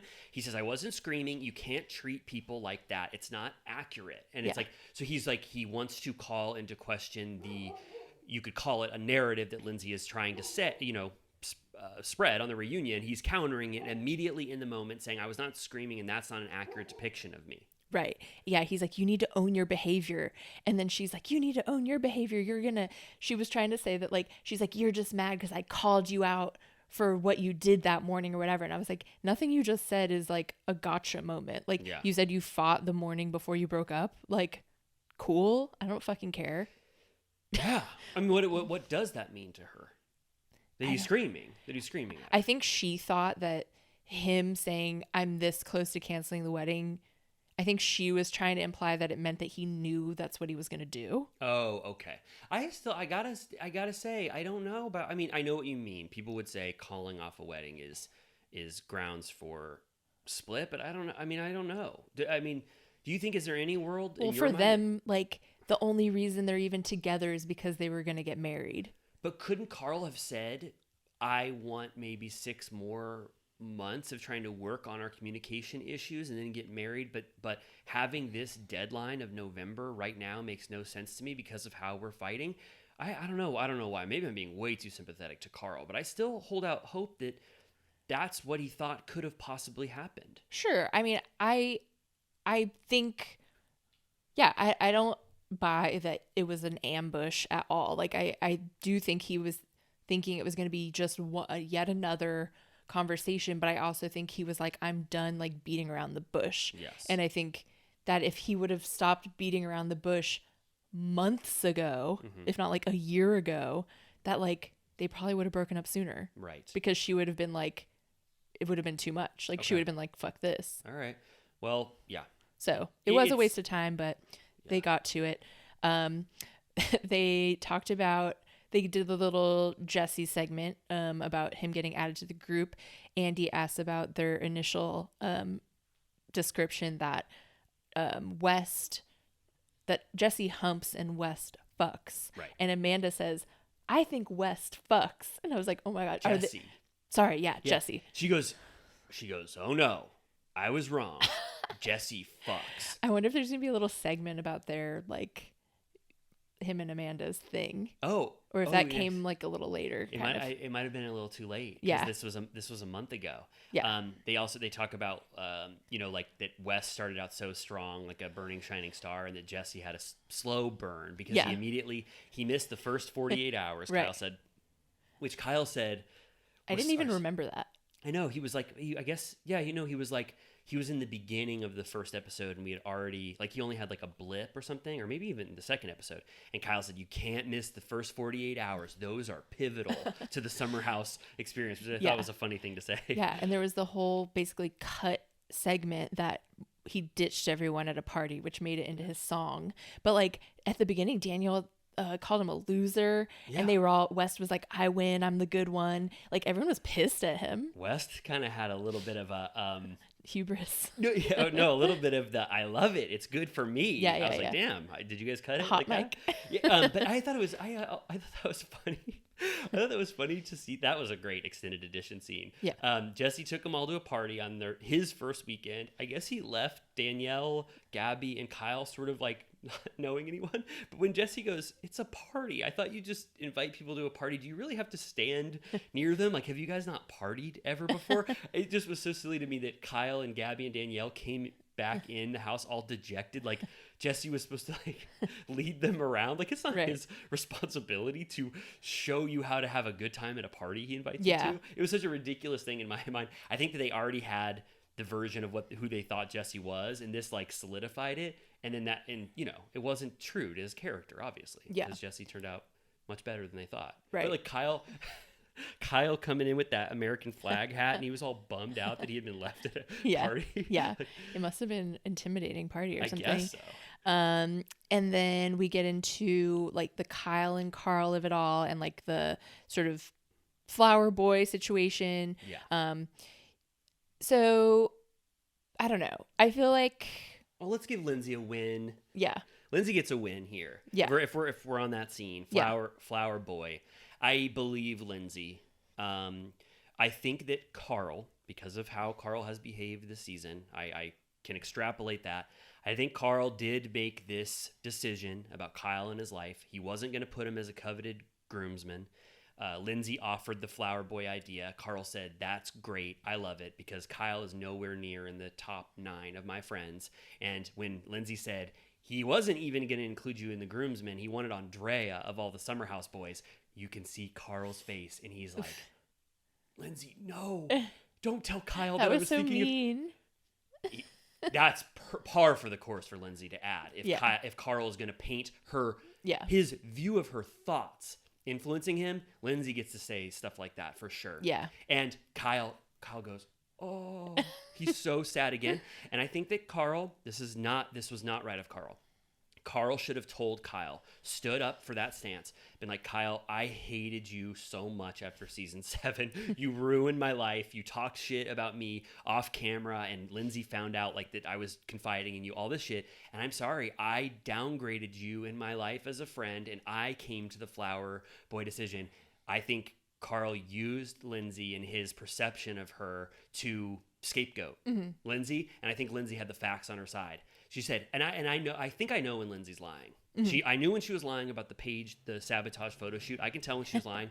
But when this one, she goes, I had no opinion on who you brought. I brought up the flower guy thing, as an option, but I had no influence on that decision. I think she was right. Yeah. So full point in Lindsay's, I'm calling it like I see it. Yeah. Full point in Lindsay's favor on that one. Right. Yeah. I agree. I did Good. like that that Andy was like, because then she explained that the flower boy thing was her idea, and Andy was like, wait, you just told me 30 seconds ago that you had Yeah. no input on it or whatever. He was getting bogged down in the weeds. I watched that twice. What she says is still accurate. Yeah. Like, I get that it sounds confusing, but no, she just offered that as an alternative for Carl to get more of his boys in there. The real crucial detail is that when Carl was choosing the one from Summer Yeah. House, he said Andrea over Kyle. That Right. has to hurt. Right.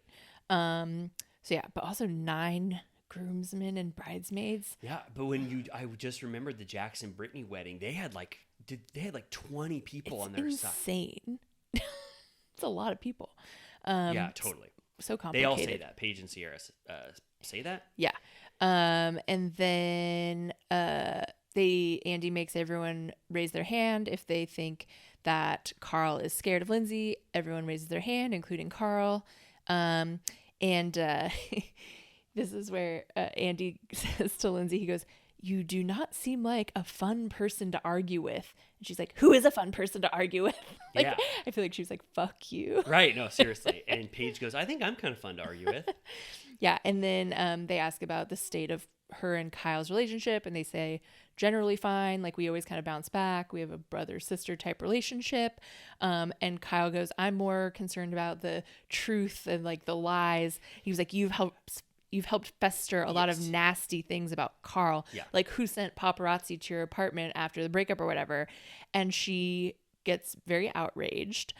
She says that she does not have paparazzi's information on hand, that she would never do that because she herself was trapped inside for 2 weeks because of that. And Carl says, "No one knew I was there at the house. You weren't there that day. No one knew except you, so you had to have done it." And then even Amanda is saying, "No one has ever wanted a photo of us in the history as Summer House cast members." So Amanda is fully on the side. I mean, Amanda and Kyle are pretty certain that Lindsay is doing all of this Yeah. publicity And they PR shit. tease it.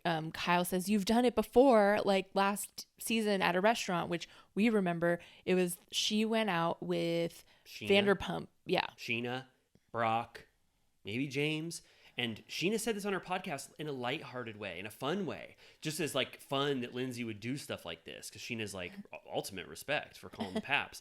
But they were walking out of like up the stairs of a restaurant, and all of a sudden there was a paparazzi that just took a photo of all of them, and Sheena was like, "No one else knew except Lindsay that we were at this restaurant. I mean, this never happens to us, so it had to have been Lindsay." And I'm But- like, you work in PR, you know the fucking paparazzi, you know the magazines, like. Of course you do. And also Johnny Bananas, when she went on that date with Johnny Bananas where they went into a coffee shop and then they took a stroll and then went back into the coffee shop, no one would have ever taken that photo. Do you remember that? Yeah. When she was like dating I don't even know who Johnny Bananas is, but I know his name from this whole thing. So yeah, this is just like, it is so, Lindsay, you can't even counter this anymore. Yeah. Everyone thinks it. It's very clear that this is something you do. They, we'll get into it later. I mean, it's actually the next thing, but like, it's essentially like all of the girls. So like Paige, Ciara, and Amanda are actual friends. They hang out all the time. Yes. And of course they post together all the time and they like share whatever, but they're basically like, magically, whenever we go out with Lindsay, there's an article, there's like a photo, there's, and she's like, it's like, yeah, if you hang out with one friend, you add one person in the mix, that all of a sudden there's press every time you hang out. Yeah. Lindsay goes, "Yeah, so what?" She goes, "Sorry, yeah, I just took a photo." She's like, "The restaurant, once they saw us all there, they probably called a blind item into page 6 or whatever." And Amanda was like, "It's just kind of annoying that an article has to come out later. Like, everything we do with you gets posted on the internet immediately." Yeah, because I remember, every single thing that anyone posted that week was like a point in a certain basket. So like she basically like considered it a mic drop that she had all of the girls at her table. The caption was "Girls rule, boys drool." So obviously the message was like, fuck them, fuck Carl. It's so obvious, right? Of course. And they all agree. And like you can Paige tell is- if you look at Paige in the photo, she's sort of like displeased. And Ciara says, they all say it in different ways. Ciara says, "I don't like that every time we hang out, you have to take a photo of it to acknowledge it and post it on the internet." And Paige said, they're all saying it in different ways. Then Paige says, what did she say? She said it really added to the narrative that all of the girls are Team Lindsay when that was not the truth. That Right. we And there was sympathize all with the Carl as well. rumors going around about Carl at the time that I'm sure she planted as well, that he had impregnated his mistress and all of shit like that. Remember? When did that one come up? Like the week of. Oh, I didn't. They talked about it on the after show. That must have been. They did. They did. Yeah. Oh, I didn't. Oh, wow. I don't remember that rumor. I knew was not true, so I just Sure, but I'm like, that's giving like her just throwing darts at the wall. So to Lindsay see. gave Reality T that exclusive. I guess, but Did you see what the headline was? no. Lindsay hosts Girls Rule dinner at restaurant or something. Right. Yeah, I wanted that segment to be 10 times Me too. longer. Me Like, too. can we like really get fucking into this, because she's the PR queen. Yeah. Like, of course. Why? Yeah, I mean, And then the fact that like her brosef Danielle, like they had just right before this conversation said that they had made up and like worked out their friendship off camera or whatever. Paige and Danielle, Danielle Oh, yeah, and right. Lindsay. Right. And then the next conversation right after this is that like Danielle like leaked Yeah. the thing to Dumois, and that Lindsay threw her under the bus immediately to Paige and didn't even tell her that she had done it. Yes. Yeah. So, yeah, are we? We're there right now. Yeah, I think we can. Yeah. Yeah. So, well, first there was Paige was like, I thought things were good with Lindsay, but then I think before that, if my notes are correct, before that, she's like, and then I found out in Vegas at BravoCon, Yep. right, at my birthday party, Carl told me that while I was having a photo shoot at a friend of Lindsay's space, that Lindsay and that friend got on the phone, and Lindsay was actively on speakerphone talking about how they could sabotage this photo shoot with Paige. Right. I need more info on what that means. Like, yeah, you could. Well, no, me too. Obviously, Like, what does I that do. mean? Like you could make someone look bad with the photographer. You could say, "Look over here," and then like take a weird angle of them. You could say, I mean, there's stuff you could do, but I really thought that it was. I thought it was silly sabotage. Like, you would just like Lindsay needs to clarify this, but I felt it's like I hate Paige, so we should do something to screw up the photo shoot, like, silly stuff, like pour a bucket of water on her head. You know what I mean? Like, I didn't think. No, it was I need so... to know more, but essentially it boiled down to that, like, she was talking shit, I guess. Yeah. But we were on the ground because she says, she's like, Carl told me the day of my birthday at BravoCon, she said she couldn't even enjoy her own birthday. And I'm like, if you listen to our BravoCon coverage, we were like, why does Paige look so fucking miserable at her party? I love that our BravoCon episode can be referenced almost every month, because Bravo did themselves a disservice to not have BravoCon 2024, because I swear it generated a year's worth of storylines for everyone in the Bravo universe. I cannot believe that they want to deprive the world of that, because this is another BravoCon story. And we went to Hakkasan where Paige was having her birthday, and we noticed that it looked so much like a club appearance that absolutely she looked miserable at. And I thought that it was just because Hakkasan is so fucking lame and she got paid like 10 grand to have her birthday there, but this was not her real birthday and she hated it the entire time. But in reality, Carl had just told her that Lindsay was trying to sabotage her photo shoot, so that's why she didn't have fun. Right. And remember, Lindsay ended up coming. Yeah. And I feel like Paige left shortly thereafter. So Lindsay went to Paige's Hakkasan birthday not knowing that... Mail's here. Cease and desist. Whoa, Bravo's pretty quick with that.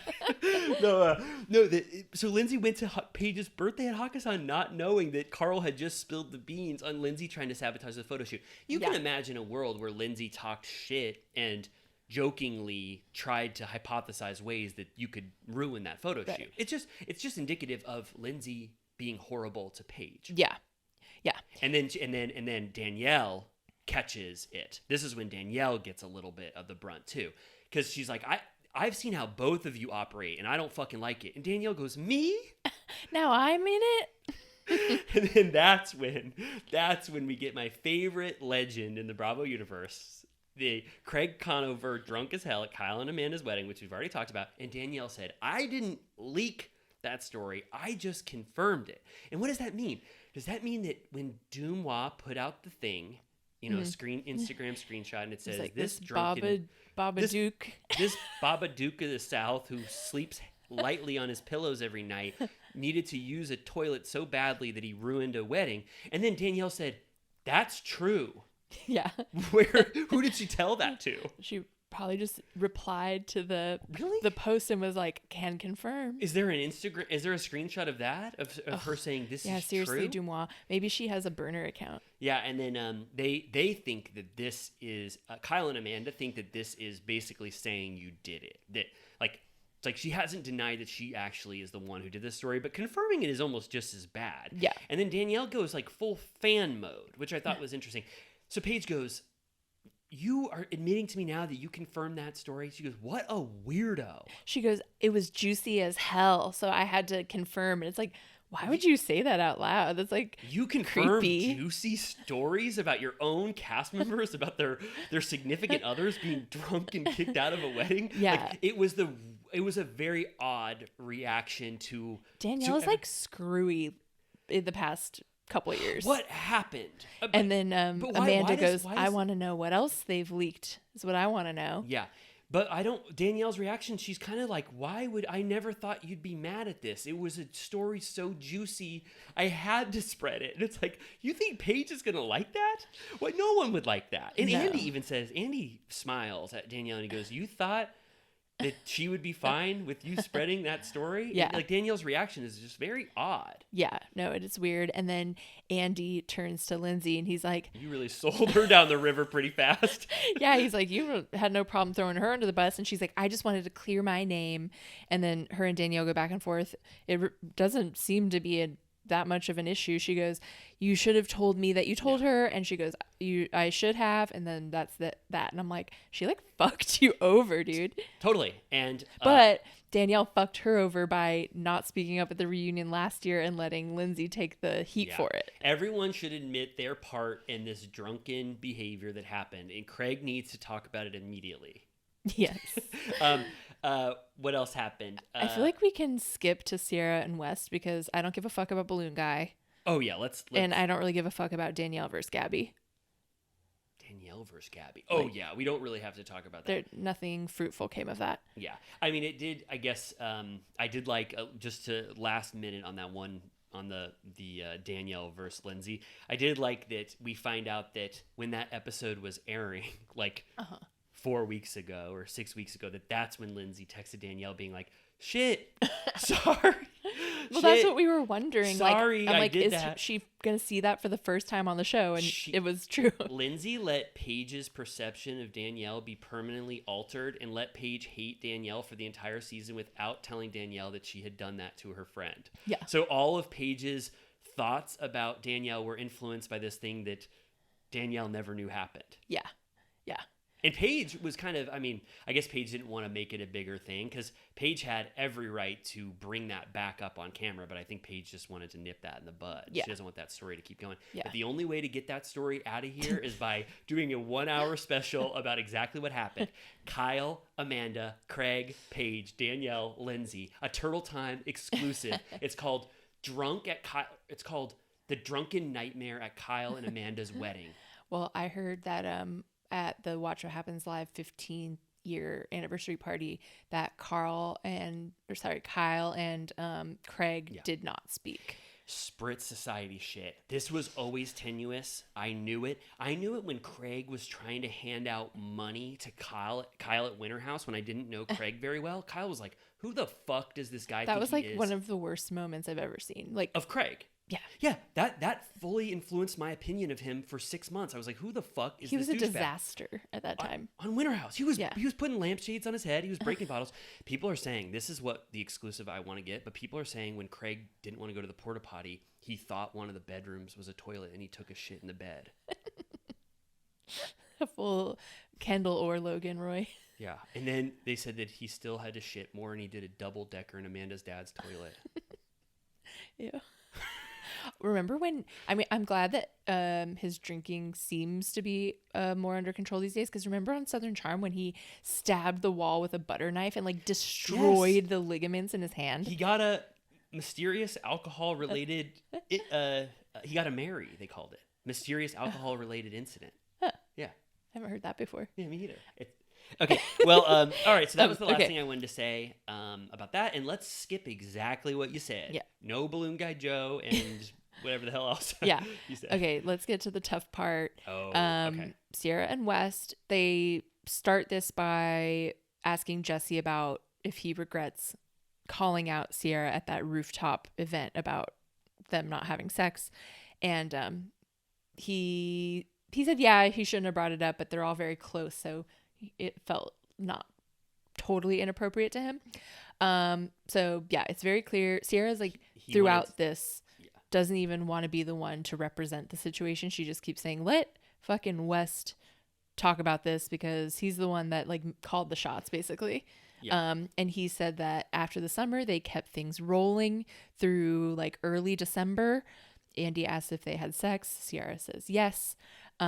She said they went to his parents' house. They stayed with his brother in Chicago. They went to a wedding together.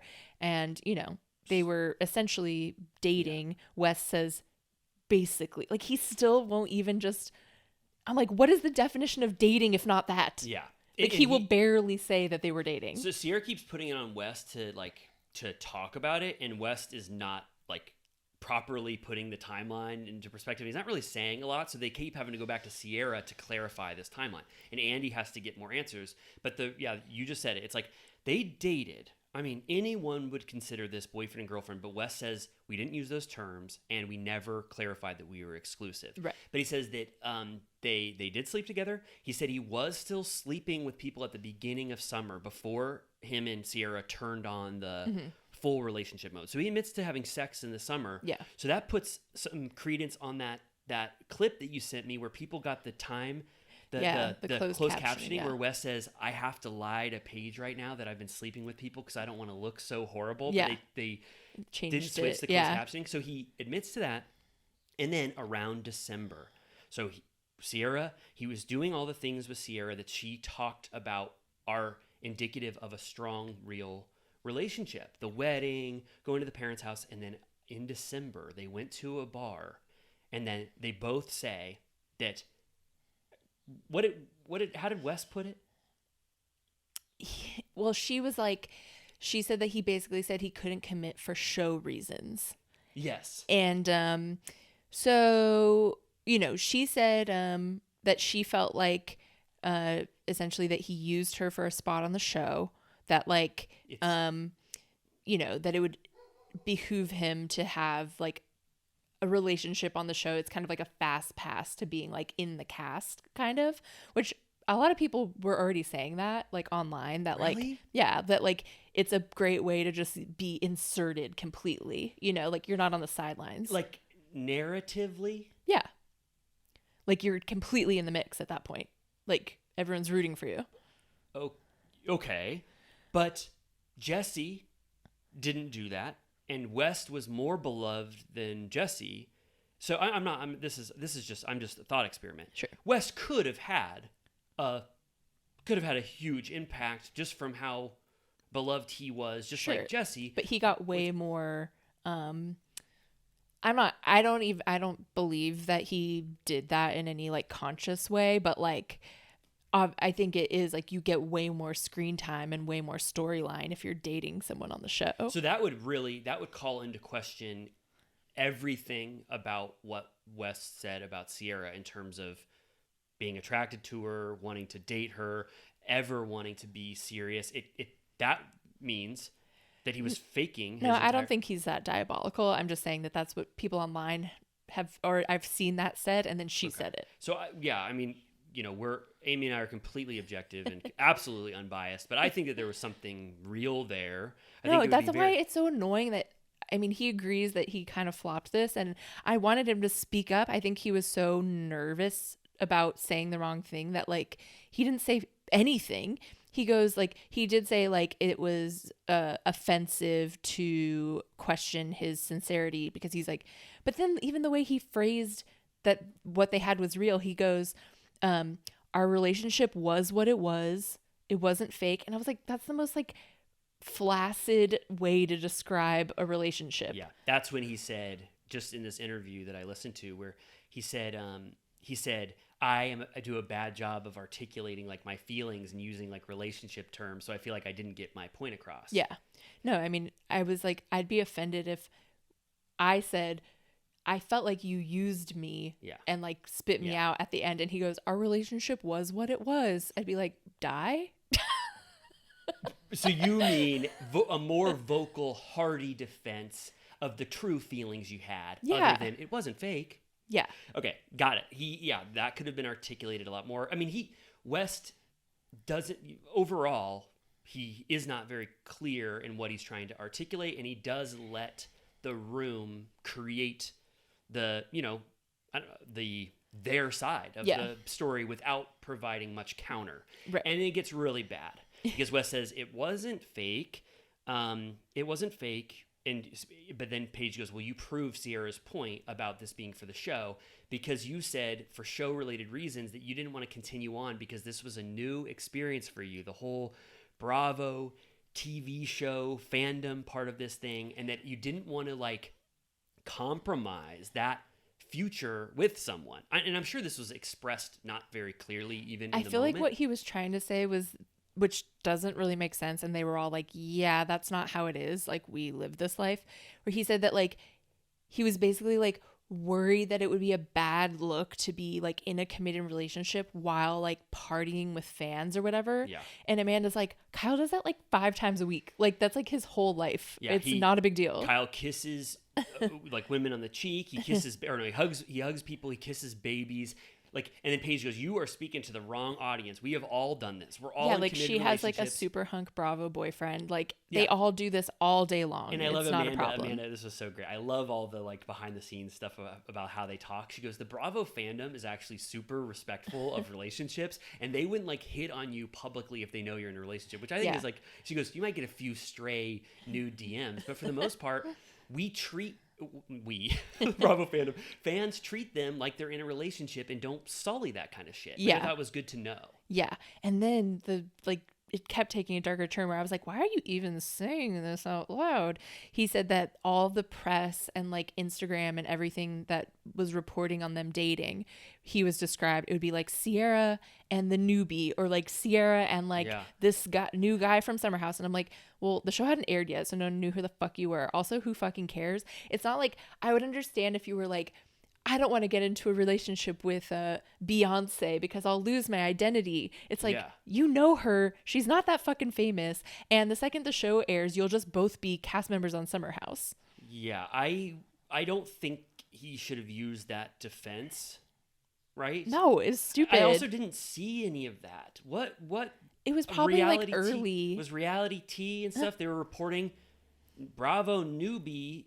Who cares? We didn't know him at that point. No. I didn't know him until the minute I saw 1 second of this season, and I was like, I like this guy. So he wouldn't have been attached to Ciara at all. And he said that, I didn't want to, it looked like Ciara, like I'm a puppet of Ciara. I was like, that would have never been the case. And I didn't see any indication that was ever going to be the case.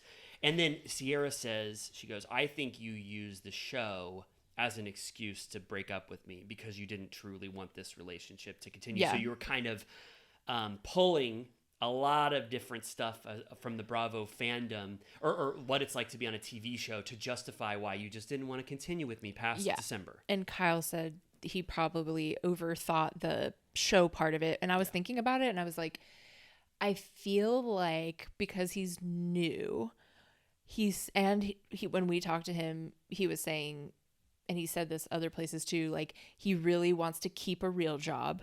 He doesn't want Bravo to be his whole identity. Like he kind of has a complex. He works at Complex. Whoa. About like he's kind of, I think, freaked out by this entire enterprise. And I'm kind of like, which I get, it's weird and not normal. So I guess I can understand a world in which you're like, do I want even my relationship? I mean, I also think he's just scared and like non-committal in general. Like I think that's mostly just what it is. But like, does he want his relationship to also be defined by like the Bravo world? Like I think he kind of wants a wedge there. Yeah. And I'm a little bit like, you kind of have to like shit or get off the pot if you're going to be a Bravo person. Yeah. Like, I understand wanting to still be a normal person, but it's like what we talked about with like, who was our most recent example? Like I always say like Carol Radziwill. Like there's just like certain people that want to try and say that they understand the difference between them and the show that they're on. Right. And I'm like, you're in it, babes. Yeah. Like you got to embrace it. Yeah. Or it's going to be a problem. Well, yeah, but I didn't really understand what was happening in December that was clouding his judgment or affecting him, because I don't really remember the fanfare leading up to the season announcing the cast members. I feel like that was so early days. Were people already starting to get in his DMs being like, I know you're going to be a new cast member, right, and I'm sure I'm going to love you, so let's go on a date. Our first teaser at BravoCon, which is November, was aliens. the alien bullshit. Yeah. We didn't know anything. You and I talk about Bravo every week, and there was no indication of what Jesse and West were going to be like, so I don't really understand the December timeline of how West made that decision based off the reaction. What I think he didn't want to say is that he didn't want to have a relationship going into this new situation that is completely untested for him. You know, like, right? It sounds like in general that's something he has a problem with, and then maybe particularly in this era where he's embarking on this new adventure, he didn't also want to be in a relationship. Yeah. So I don't know. Yeah, and then Jesse kind of like, you know, I don't know where we're at in this. We're kind of talking about it all over the place. Andy asks about because they talk about going to his parents' house or whatever, and Andy asks about if his parents like have given him shit for this, or were they like, we love her, like she's great, what are you doing? And I didn't even put it together that, because he says, you know, my mom's in medicine and my dad like works with horses or whatever. I'm like, oh yeah, she's a fucking nurse. Like his mom probably like loved her. Yeah. And then it's really, really sad because, you know, he said that they give him shit for not committing, and he also said that they told him that he's going to look like an asshole. And Andy turned to Ciara and was like, does it please you that he's at least getting a lashing from his parents or whatever? And this is where she breaks down because it's so sad. Like, I bet she really felt like she bonded with his family, which is like why you don't fucking introduce people to your family if you don't want to lock it down, because then it's like a breakup of another level. Like then she doesn't get to see her parents ever again and vice versa. Yeah. So Ciara gets emotional, which is so sad to see. Paige like kind of speaks for Ciara and just saying like the reason why she's not even like answering the question now is because Ciara really liked West, and Ciara said, I don't want to cry in front of him to like, you know, let him know how much this hurt me. And Paige was like, you should. Like, you're vulnerable right now. You really liked him, and he should see your tears to know that this is the effect that he had on you. Yeah. You know, like, I mean, and he, Paige said that like West kind of treats Ciara like out of sight, out of mind. Yeah. So Ciara really liked / loved West, you know, on the road to that. Yeah. Really thought they were in a committed relationship. Really warned him every step of the way that, I'm going to catch feelings. This is getting more and more of a real relationship. I'm going to weddings now. We're sleeping together. And she said she gave him several outs along this road. And then ultimately in December, they had this conversation about the Bravo fandom or whatever. And then it just ended completely. Yeah.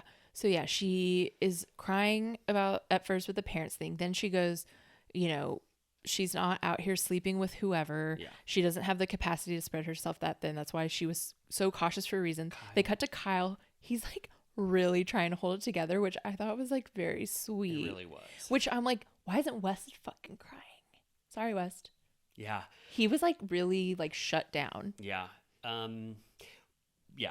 I guess I mean, I don't know if it's being in a reunion for the first time and what we expect of people at the reunion. I think he was like shell shocked. Yeah, because we kind of have a very clear idea of what people do in reunions. But when we watch reunions, you and I were so well versed in the people that are on reunions are so well versed in it. But yeah, this is a time where West needs to really engage with what is going on, because this is a segment dedicated to you. Yeah. And how you hurt someone. And it is like the cast is crying and emotional and rallying around Ciara. And it didn't look like it hit him in the moment. No, like even Carl looks like quite sad, Yeah. and like everyone is just like really like, oh my god, like this is so brutal. And even I think Andy asks Wes, like, does seeing her cry make you feel any type of way? And he's just like, yeah, like, it was never my intention to hurt someone. Like, again, like the vague language. I'm like, Yeah. her, the person in the room. Like, what are you talking about? Yeah. Like he should have been like really upset and like potentially like walked over there. Like I was like, hello. Yeah, or had the or had, a little bit of the preparation for what this was going to be like, knowing that you really hurt Ciara and what you wanted to say to her at that moment. But I don't know if that's like what a established person would do, like Tom Sandoval. He's like, okay, we're getting to the end of the the day, so I have to have my moment with Ariana. Like they Right. are all so experienced in this. So I don't know if he just had no idea what to prepare. Hopefully this doesn't come as like a absolute defense or whatever, but I'm just like, is it just such a new experience that you don't even properly know how to calibrate what you're supposed to do in the moment? And you could argue, well, any human would, Sure. but we don't know what it's like. Yeah. They all know what this shit is like. Right. I mean, it's also like brutal that like it sounds like they just have not been speaking this whole time. So he's No probably like contact. scared. But she says that after horseback riding off camera, she gave him an out and said, like, we've been having a great time. Like, if you want this to be all that we do because, you have this whole big experience coming and it's going to be too much for you, too much attention. Like, I do get that. It's like, it is like entering a different echelon of like scrutiny and attention to date a cast member. Like, you're going to be reported on nonstop. Like, they're not mega famous, but like Paige and Craig, like people talk about them constantly. Like, it's a certain kind of thing you're entering, and she let him opt out if he wanted to, and he said no, and they still went the whole fall doing all that stuff together. Well, the defense of that, people are like, boo, is that, what Jesse says. I'll just quote Jesse. I don't need to defend I know, he was like, I'm gonna get crucified for this, and Ciara was like, then shut the fuck up. Which I like that. Like, I love that. I love that Jesse took a stab at trying to defend He has nothing to West. lose. Right. No, it's fine. Like, but He has no problems coming down the pike right. ever. Well, this could have been a problem. I mean, what he said. Sure. I mean, yeah, it was brave of him, I guess. But I'm just saying, like, out of everyone in the room, he has no problems coming his way. The only thing he has left to talk about is his cancer journey, which will be an absolute love fest. Oh, you're saying so he doesn't care if he pisses off anybody now because he has nothing on the table. Everyone has something where they have to be like worried about. He has nothing to worry about. I still give him credit for sticking up for West in a very compromised situation. He says, in his defense, he didn't know what this relationship was ultimately going to be. He tried it out. They did some things. They still had a beautiful time together, but it just ultimately didn't work out, which in a lot of relationships that are not on Bravo, that is something that everyone experiences in the world, and it doesn't get scrutinized like this. I'm glad we're scrutinizing it because this is what Bravo is about, and it's good, and it reflects, real issues, and that's why it's so amazing to watch. But Jesse's defense, you have to take that into consideration. West could have, and if this sounds like I'm just like defending, like we would do this no matter what. I'm showing the alternative side. Yeah. Maybe he truly did, up to a point, think that this could have really worked out, and then around December or whatever, it wasn't the relationship that he wanted, and he used a bunch of stupid ways to justify why he wanted out, and not just said, I don't want to date you anymore because I want to see other people, and that those people are the Bravo fan base because I'm going to be famous in a second, which I know sounds horrible, like a rock star, but I hope that he learned a lesson in that. I feel like he was a little bit frivolous in with the her amount of access he gave her without having any intention. Like, I'm like, there are reasons why like certain things are milestones. Yeah. And he kind of just was willy-nilly with them. And it's like, she was trying to say that to him. She said that. I was like skeptical leading up of like, cause she was so cautious. I was like, I feel like she's acting like she's not quite interested, but actually in retrospect, she was doing exactly what she should have been doing, because like with the whole like I love you or like babe conversation or whatever, she was like, I don't think that means anything to you. Like to most people that would be like a signal of like moving forward. Yeah. And like for most people, like meeting the parents is like a massive milestone. Yeah. And he just like threw it in like a month in.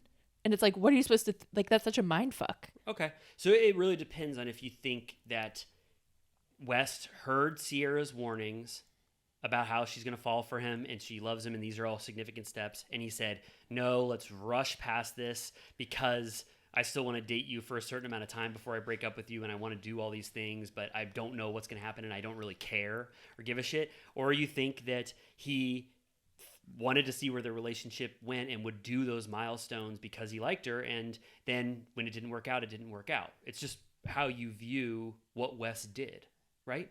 Yeah, I think that like there's a version where they just dated more casually through the Yes. fall. Like if you cut out all of those big things they did and they were just like running around the city together, I don't think it would have been a big deal. Yeah, I will give this side credit that it's like you did the wedding and the parents, and those are huge things if your intentions were, let's just see where this goes, but I think I am pretty averse to commitment. Yeah. You know what I mean? So like, don't do those things that she specifically warns you about if you don't think this is going to go anywhere. So it's really, it's how you view West's character, I think, at this point. Yeah. Yeah. I just, it was sadder than I thought. Of course. Well, yeah. Like it literally like made me cry. I was like, oh, I feel so bad. Yeah, I feel bad too. I really feel bad, and it's sad to know that Ciara, you know, really, really liked West, and then she feels like she just got fucking played the minute that a little bit of fame was coming his way, and he just decided to cast her aside. It's like horrible because it's exactly what she was guarding against. It's the worst case scenario. It's awful for Ciara. Yeah, and then Paige sort of continues to go in where she kind of is saying that West has a misunderstanding of how they do the show. Like she's like, we live our real lives and there's a camera. We don't live our lives for the camera. And she was saying that he was texting the group thread after Carl and Lindsay broke up and was like, this is the best season ever. And she was like, they're like fucking our real friends. Like, what's wrong with you? Yeah. And so I do feel like he still has a disconnect between the real world and the show, because to him he's like, it's sort of a novelty still. Like he's like, what is this fucking weird ass universe that I've joined, whereas everyone else is like so deep in, they're like, no, this is like our fucking world. Do you think though he had just seen a scene where like they're chugging beers and then he sent the text saying, hell yeah, this is fucking awesome, and then all of a sudden the next scene was Carl and Lindsay fighting at the Doomsday Party, like, and he's like, fuck yeah, I love seeing this fighting. No, I'm not giving him that defense. He also said, I thought it was funny though, but on the after show, I think last week when they were talking about the Carl and Lindsay breakup and there was all the headlines and everything, the news, he was like, my first reaction was, damn, this many people watch Summer House. Wow, like great. I mean, that's like true of like Scandival and Summer House. I mean, Summer House kind of is niche. Like I don't assume that when I say it to any average person they know what it is. I think this season started out with the worst ratings they've ever had and then ended up being their highest rated season of all time. So like this could have been make or break for Summer House, and it ended up just turning more people onto the Summer House universe. I want to give credit to Paige just at the very end of this. I feel like Paige really fucking killed it this reunion with almost everything she said. She held strong and wasn't like over the top. No bad takes, just spot on commentary. This mission statement that you just said at the end about living our lives in front of the camera, not for the camera. I feel like that's like the reality TV, like perfect mission statement. Like Bravo should like put that up somewhere. Like she just succinctly said the entire mission of Bravo at the end of this episode. It was very, powerful of Paige. I loved it. No, I'm excited for, like, I like want the rest. Yeah. Like, I'm like, please, there's so much to cover. All right, well, let's end this with like the West fallout. You know, you and I are completely objective and unbiased, but like, where do you think the West legacy goes? Because we would be talking about this no matter what. It's gonna be like So assuming that he's on this season, we didn't get that exclusive, but So we have if- to assume he's back. If this will help for me, if he was a 10 out of 10, or maybe a 9 out of 10, because there were people who were like, I'm ready to hate this guy. So if it was a 9 out of 10, where does this put him on the Bravo Q score of the fan base? 6. 6. But like, I don't think he's canceled. No. I think he can easily win his way back. Yeah. My question is, what the fuck happens if he comes back and they're both in the same house and like he starts like fucking someone else or whatever? It's gonna be an absolute disaster. He's not allowed, if Ciara's in the house, he's not allowed to like do anything with anyone ever again. I don't think he will. West, I don't think you'll do that. What if it's gonna be Lindsay next season? Lindsay's gonna jump on his back and like make out with him and be like, that's just the kind of relationship we have. Next season of Summer House is already, the ratings are through the roof. Don't do any of that kind of stuff, though. That was a reference to Austin, if you didn't catch. Yeah, of course. No, of course. Everybody did. I think that it was, what's that called? Redeemable, but definitely demystified West a little bit. Mm-hmm. And I would say I would definitely, West, you don't listen to Turtle Time at all, but definitely get that articulate that true feeling you had, because people would rather have a true answer that kind of sounds shitty than a nebulous answer that makes you kind of look good, but nobody knows what the fuck you're talking about. Yeah, like just literally anything. Like you really like welcomed me with open arms into the house. Like I can't thank you enough for making my summer like awesome. Like we really connected. We had like magical moments in the city. Like my parents love you. Like just like whatever. And then being like, I'm sorry that like I couldn't fucking go through with it. Maybe we'll get that. Maybe the final moments, I doubt it. part 2, Wes will be like, I've been thinking about this the entire reunion, and Ciara, I can't believe what I did to you.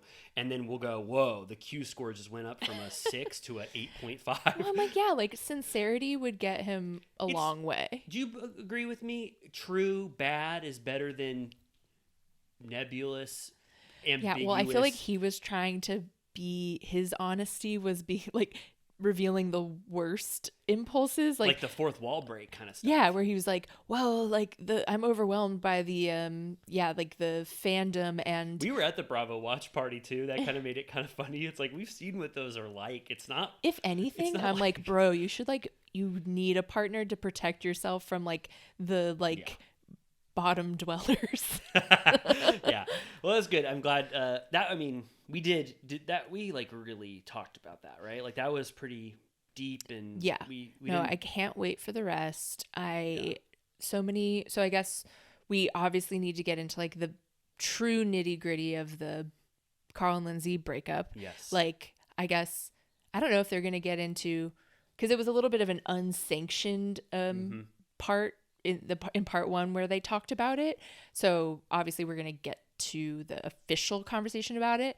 But I wonder if we're going to talk more about production's interest in getting that scene, or if they're just going to remain. I think that in the clip for next week, there is something about the fact that they've both filmed each other before. And Lindsay says she filmed him for safety, and that she's had to lock herself in the bathroom multiple times out of like fear. I think she was implying fear for her life. And Paige said, come on, what the fuck are you talking about? And Carl's like, I've locked myself in the spare bedroom. I'm like, they live in a house of fucking horrors. We were talking about that. Last week, we were talking about how they like, their instinct is just to record each other screaming at each other because it gets so bad. This is what I'm saying, where I'm like, because Andy goes, when they're saying all of this, he goes, and you guys wanted to get married. Yeah, and I'm like, Andy's his objective opinion. Well, it's nuts. Right. And I'm just like, I don't understand this bullshit of like, whatever. Think Carl's a loser. Think that he's a coward. I think Carl's a loser. Why? Well, I'm just saying, like, that's irrelevant. Yes. Like, I don't care. Like, that's fine. I just don't want it to come off like he can do no wrong and she's just evil. I'm saying their relationship is absolute fucking garbage, built on like treachery. And I'm like, why does he get villainized for ending it? And why does he like, all of it is on him, and she keeps saying, you're the one that broke it off. You called off the wedding. It was your choice. And I'm like, what choice did he have? Like, what farce, what world did you want to happen if he didn't break it off that day? What would have happened? Who was going to do it? She was never going to do it. I don't know. What? Like, She I want wanted- him to ask, like, I want Andy to ask that point blank. If he didn't break up, what was going to happen? What would you have preferred to happen? Yeah, that question would hit so hard. I know Lindsay's answer. Okay, we get married in November 14th or whatever the due date, not due 17th. date, 17th. We go intensive couples therapy. We go to a retreat in Nightmare. Sedona for 2 months. We do the same horse therapy that they did on New Jersey. We nip this thing in the bud, work out all the kinks, and then we are shined up and ready to get married in November. I'm like, your DOA, your relationship is D. Yeah. They're not faulting Carl for the ultimate decision. Even Lindsay agrees it was right. They're faulting Carl for how he did it, I guess. But you're on a show. To get to the goal that they both agree is the best. That's why I need like the production detail of like Yeah. Gabby.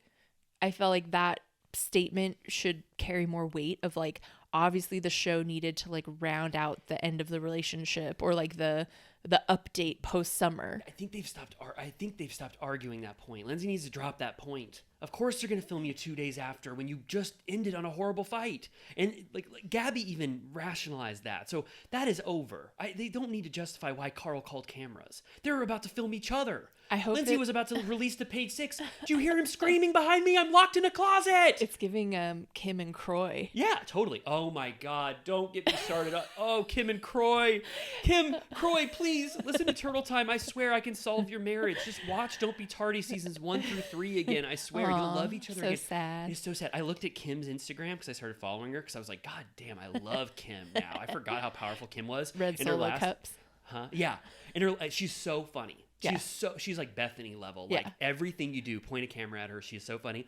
I looked at her Instagram and it goes, Croy, I called 911 on Croy again. I was like, Jesus, no. This week. No, she sells stories purposefully Yeah. to celebBuzz.com. She gets paid like $200 to give I used to them work there. exclusives. You used to work at celebBuzz.com? I worked at their, well, I did. I Did we worked talk on about their, this? yeah, it was I'm called sorry. Buzz Media, but I mostly worked at buzznet.com, but I also worked on the YouTube channel of celebBuzz.com. Amy, it's Kim again. She reported it. They used to do the Kardashian websites before they were mega famous. It used to be like kimkardashian.celebbuzz.com. Wow. Okay. I never knew Celeb Buzz. I'm like a reality T. They were at, I wonder if they're still there, 6464 Sunset. Oh my! They probably are. Well, no, they are because I just looked at the thing that Kim reported. It's like Kim has exclusively revealed to CelebBuzz.com for $200 that she called an ambulance on Croy to get her cell phone back. I remember I saw one that was like, she posted on her stories, it was like RIP and then a link. Yeah, and then Brielle or Ariana yeah. said, "God, what the hell's going on? My mom accused Croy Oh of my being God. dead on Instagram." I feel so bad for their kids, Jesus. KJ, Oh, that's Croy Jr. Kaya, Cash. Cash. She stole Candy's baby name, Yep. remember? And then there's another boy that was born after Kojo that's named Something with a B? no, another K name. Okay. No, maybe you're right. Cash, Kane. Kane. Kane is the twin boy with Abel. Okay. One of them, I mean, this is dark, but one of them gets attacked by their dog at one point. He's okay. No. It's a really sad episode. KJ? I think it's one of the youngers, the littles. Oh my God, that is It's horrible. a really intense episode. All I'm right, warning you. let's watch it and take a certified turtle piss break and then come back. Okay. We're back. Hello. It's time for the valley. Okay, how did you feel about this Valley finale? We were talking about how it kind of took a while to get going. Like halfway through the episode, it switches to Yeah. like 6 months later or whatever it was. Yeah. Which I was like, oh, I thought that was more going to be like an addendum, but it was truly half of the episode. Yeah. My thoughts were that this would not have been a good finale at all if what happened to separation and a divorce had happened and they picked up cameras. I'm sure there's other shit that they left on the cutting room floor to make room for that, but I thought the Jax's Studio City shit was pretty weak. Yeah. Like what was happening there. I thought that was like not the best. Like it had such finale energy, like you described, sort of it had that same Titanic sinking energy where everyone's like, this is the finale party, so let's like scramble to make something. So, but it only got its resonance, I think, from picking up cameras in March and seeing the fall of Jesse and Michelle and Jax and Britney. I don't really know what they would have done. I think that you and I would be like, this finale kind of was a stinker at the end had they not had that stuff to like cover. It's giving like, would the season 10 of Vanderpump been any good if it didn't have the blowout at the end? That's how I feel. And maybe they would have been able to scrape together some shit. But if Jax's Studio City as is was the finale and they ended the episode right after, I'd been like, that kind of sucked. Yeah. Did you see that Kristen said on her podcast, or on, was it Vial Files? She's on Vial Files. She said that they don't need Lala or Sheena. Stay the fuck out. And she was like, I would love Schwartz to like dip in and dip out because we're all actually friends with him and he was in this what scene. Does this mean for Sheena and Kristen's relationship? It was shots fired at Sheena. Yeah. She was kind of like, no offense, but... Yeah. She was, I don't care that you bought 2 houses and one of them happened to be in the Valley. Get off our show. Yeah. Also, I love that she's so like firm that she's going to be definitely on season 2, even though they tried to write her off. And also, I have 2 things about the Valley before we get into it. Yeah. I heard from somewhere, I don't know what podcast Jesse Lally was on. Would you ever interview Jesse? Sure. Okay. He goes, now that I'm looking at the season, I realized that Jax was the one that was talking shit about my marriage the whole time, and Kristen was kind of just the messenger, so I would treat Kristen completely differently. I feel bad for how I treated Kristen, Jesse said. Wow. That's so interesting. he would have, I thought that was kind of like, he thinks Kristen was the ultimate supervillain this entire season. Yeah. And he just found out through watching that Jax was spreading just as much gossip as Kristen, and he kind of forgives Kristen. That's good for season 2. For sure. And then, I just saw this, I think this was in our thread we have earlier on Reddit. Someone's reporting that VPR producer Jeremiah is leaving for the Valley. That's what I was going to say. I think he got the boot. Oh, wow. I think he got the boot. And also, they're saying that he got let go from his role on Southern Charm as well. He's like what they call the dance of the lemons.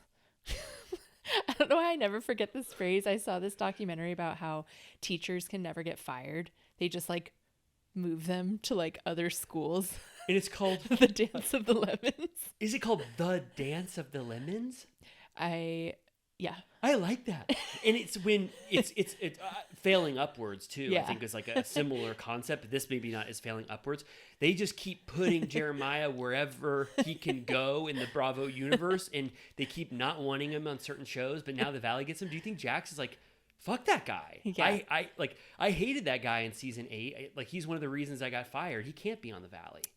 Maybe that'll be good. I like when Jax is agitated. Do you think Jeremiah lost his lemon when the finale included him going, this is a sinking ship and I'm going to be fucking fired if Ariana doesn't have a conversation with Sandoval? This shit sucks so bad. That's it. That's the end of the show. Yeah. That has to be. This isn't a promotion to go to the Valley. Right. It's just, although honestly, it's kind of like at this point, not a bad place to be. No. It's good for Jeremiah. That's why I'm saying fail upwards. The dance with the lemon, you end up at a different tree.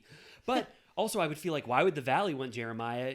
Everyone just accused season 11 of being dog shit, and you were kind of like integral to the finale and how shitty it was. And also, you have Katie and Ariana talking shit about how you planted the last 5 minutes and how it was sort of devious of you to make us watch that in real time. Right. So maybe they're like, season 11 is a flop.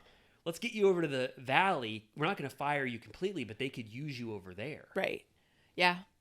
It's interesting. I think I have high hopes for season 2. What was his arc on Southern Charm like? You said this once best, once you start knowing producers, like, it's bad. Uh-huh. Did you say that?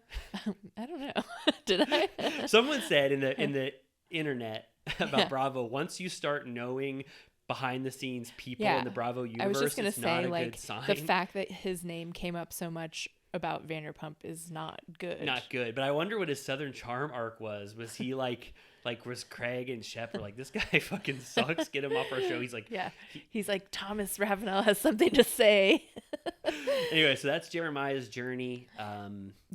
He's gonna be on the Valley.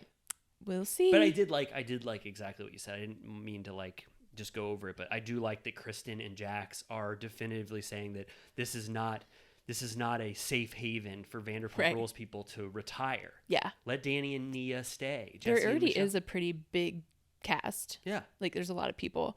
All right, well, one thing to preface this conversation is that Amy and I are going to do, we consider the first 20 minutes to be kind of garbage, just sort of retreading all of the storylines to get us to Jax's Studio City, the climactic event, and then we'll talk about that and then the final 30 minutes. But before that, it's just reintroducing to the world all the things that have gone on this season. Zach and Janet, why didn't Janet disinvite Zach, directly? Yep. Britney is voicing her concerns about Jax not being attracted to her and their marriage and why he didn't want to have a kid. And then Jesse and Michelle, like every single scene of them is like the worst. They're in the worst situation. Michelle is telling him in every way she can that she's not attracted to him. This isn't working out. What the hell are we doing? You know what I mean? Yeah. So it's basically retreads of everything getting us to Jax's Studio City for this finale party. Yes. So yeah, they're opening up. People are coming through. Jax and Britney celebrate with a shot, which now every time I see Britney do a shot, I'm like, ah. Because of her stomach. Yeah. I mean, they both get fucked up this night. Like they're drunk. Yep. And Zach jokes that the show or the bar should be called Britney's, which I was like, yeah, I guess it's kind of wild that like supposedly it's their endeavor together and that it's just called his name. Yeah. What's the rationale for that? What? Should it have been called Jax and Britney's? Doesn't have the same je ne sais quoi. What about Britney's Studio City?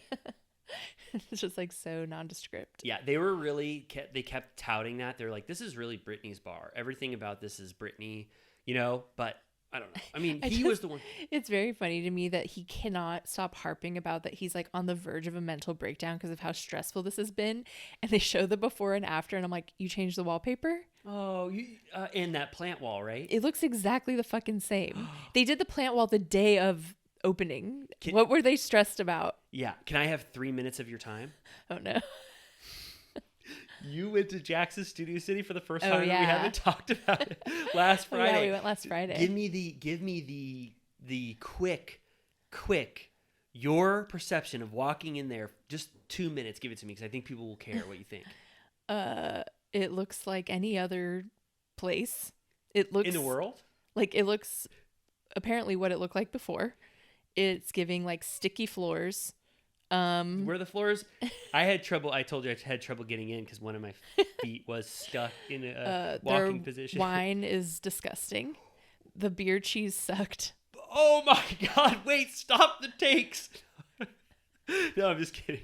Okay, I've never had their wine. I just drink their Coors Lights, which are I don't know fine. what I was thinking, except I prefer to drink wine, and I assumed like I drink Dive Bar Pinot Grigio like all the time, and their wine like. I felt like such shit the next day. I mean, I drank a lot, but You did?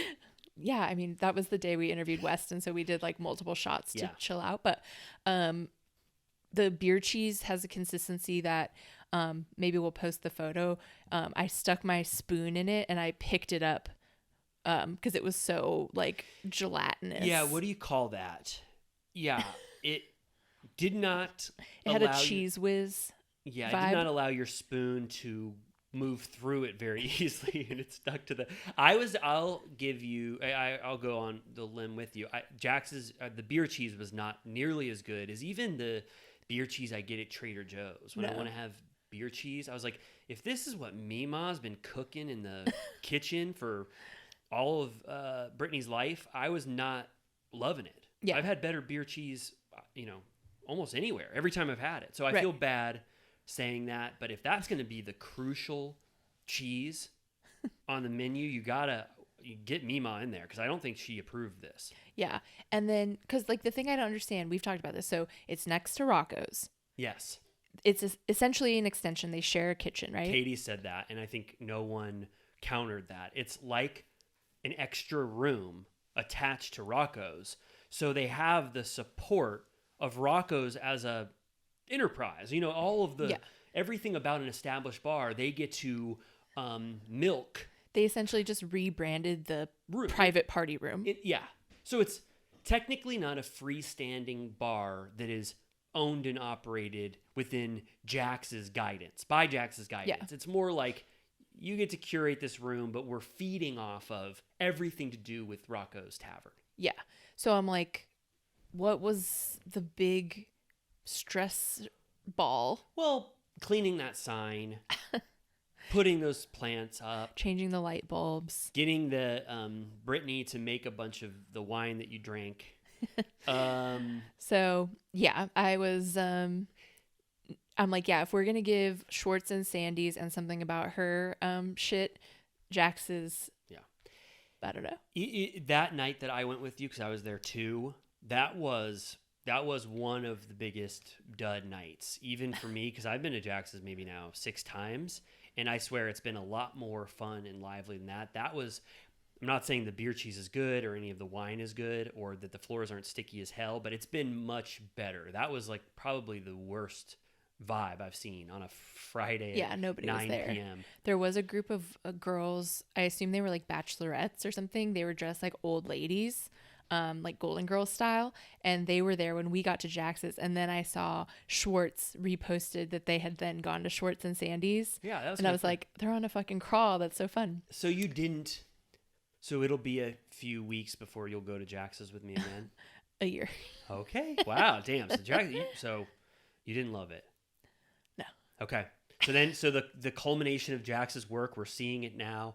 Everyone arrives to Jax's Studio City, and like you said, everyone is stunned. They're loving life. Schwartz comes. You already Yep. said that. Brought Fireball. Yeah, and Jesse goes, "Why the hell are you bringing Fireball in a garbage bag to Jax's Studio City?" And Schwartz goes, "Because Jax's dad loved Fireball, and they would always do Fireball shots, so I wanted to let him know that his dad is proud of him." And Jax goes, "Thank you so much, Schwartz." And I was like, "Oh, Yeah. what a beautiful moment." Yeah. Jesse, Didn't he shut have up. like a shrine bottle of Fireball in his apartment that Yeah. like represented his dad or something? Do you like Fireball? I scarcely drink it. Sometimes it's fun, I guess, when I've had people bring the little nippers to parties, and it's kind of fun. Yeah. Yeah, I only drink it very seldomly, once every 2 years. Okay. Also, I wanted to shout out Luke looked like absolute shit. He showed up in like a hoodie I and he know. just looked so disheveled, and everyone else was dressed to the nines. I was like, what is happening? Luke, I wish you would have. I'd never dress like, in suits or whatever, but even I would have for the finale party at the opening of a bar. You got to put on a button up or something. Yeah. So I guess, should we just get right into Zach wanting to sit down with Janet? Yeah, now I have to say, like I already said, there was a lot of scramble energy here. A lot of scrambling to make a meal out of it.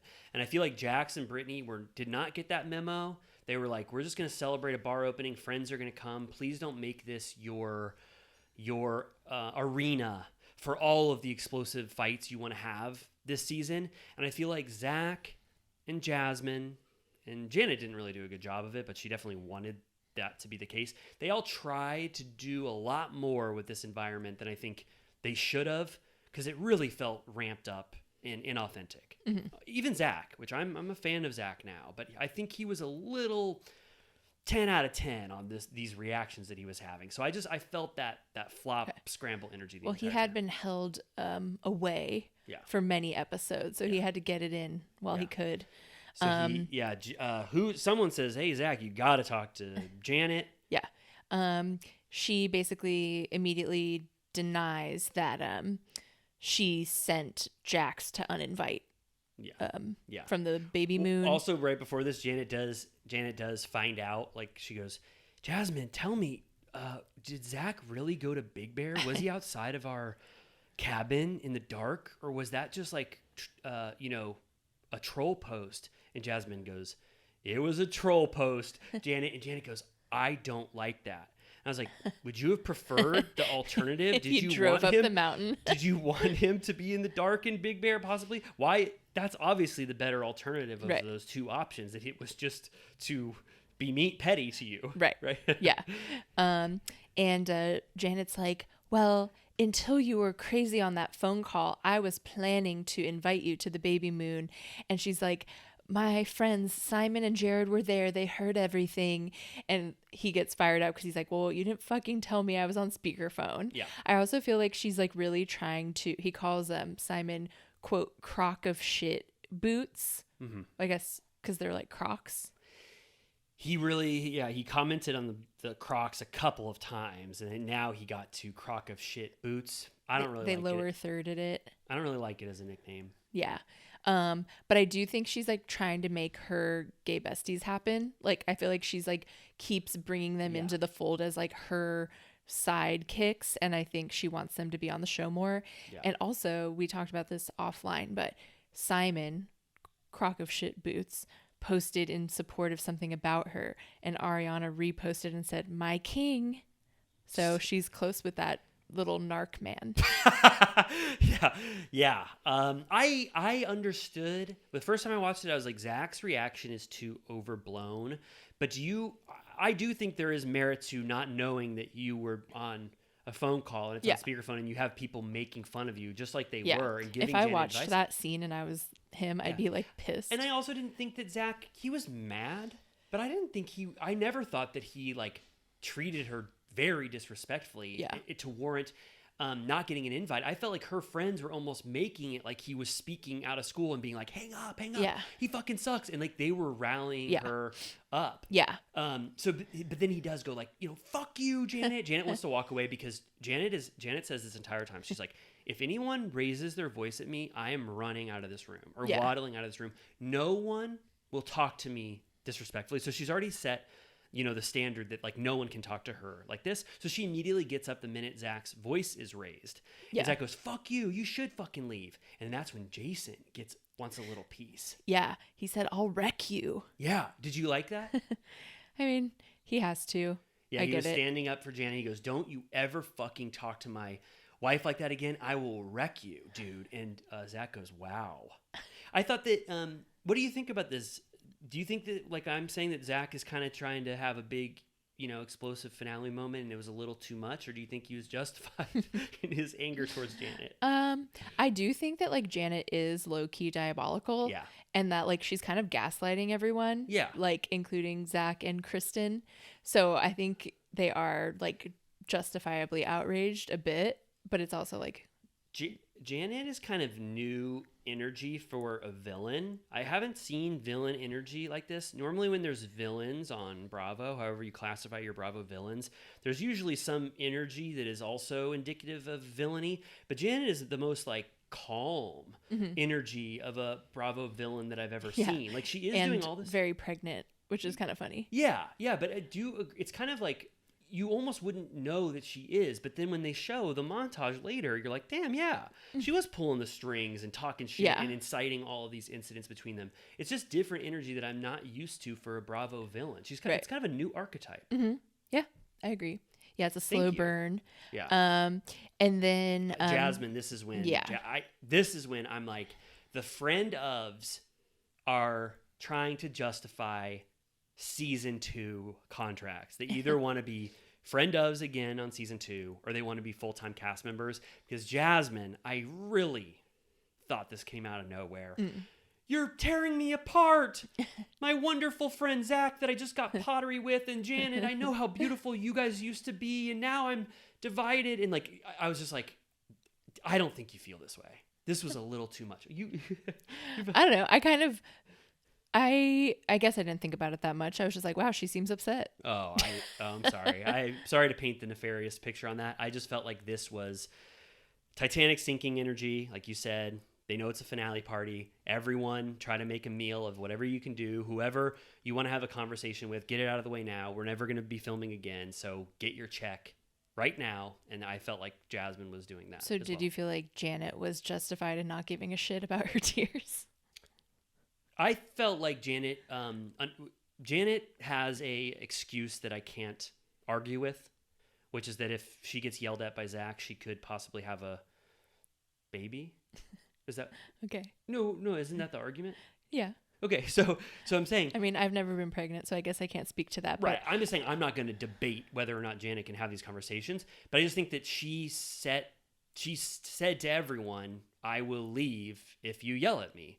And then she did just that. Do I think it's good for a finale and the finale energy? No, absolutely not. Yeah. But I can't debate that is the rationale she should have. Everyone is saying that the second her baby is born, she's going to switch to the la la mode of like, I have a child. I'm feeding a child. Yeah. Keep your my baby's name out of your mouth. Like, That's food that goes in my baby's mouth. Have you seen Lala's like, like her like Instagram ads and stuff? no. Okay. Is it dark? I feel like no one has made a worse strategic move in like reality TV show history in the last 5 years than Lala this season. Wow. Everything she did, Yeah. every step of the way, she should have. I don't know. She should have done so many things differently. Anyway, I don't want to take us out of this moment. Okay. What is? And Yeah, then- they're going. Janet says usually her and Jasmine have common enemies, so it's this is a hard moment for them. And by the way, Jax and Britney are like drunk as hell Yeah. on the side. Jasmine goes up to Jax, which I guess this does feel dramatic, where she's like, "We need to get to the bottom of this, Jax. Janet said that, like, I don't know why you even delivered the message." Can I counter that? What? It wasn't that. It's not warranted. This doesn't matter.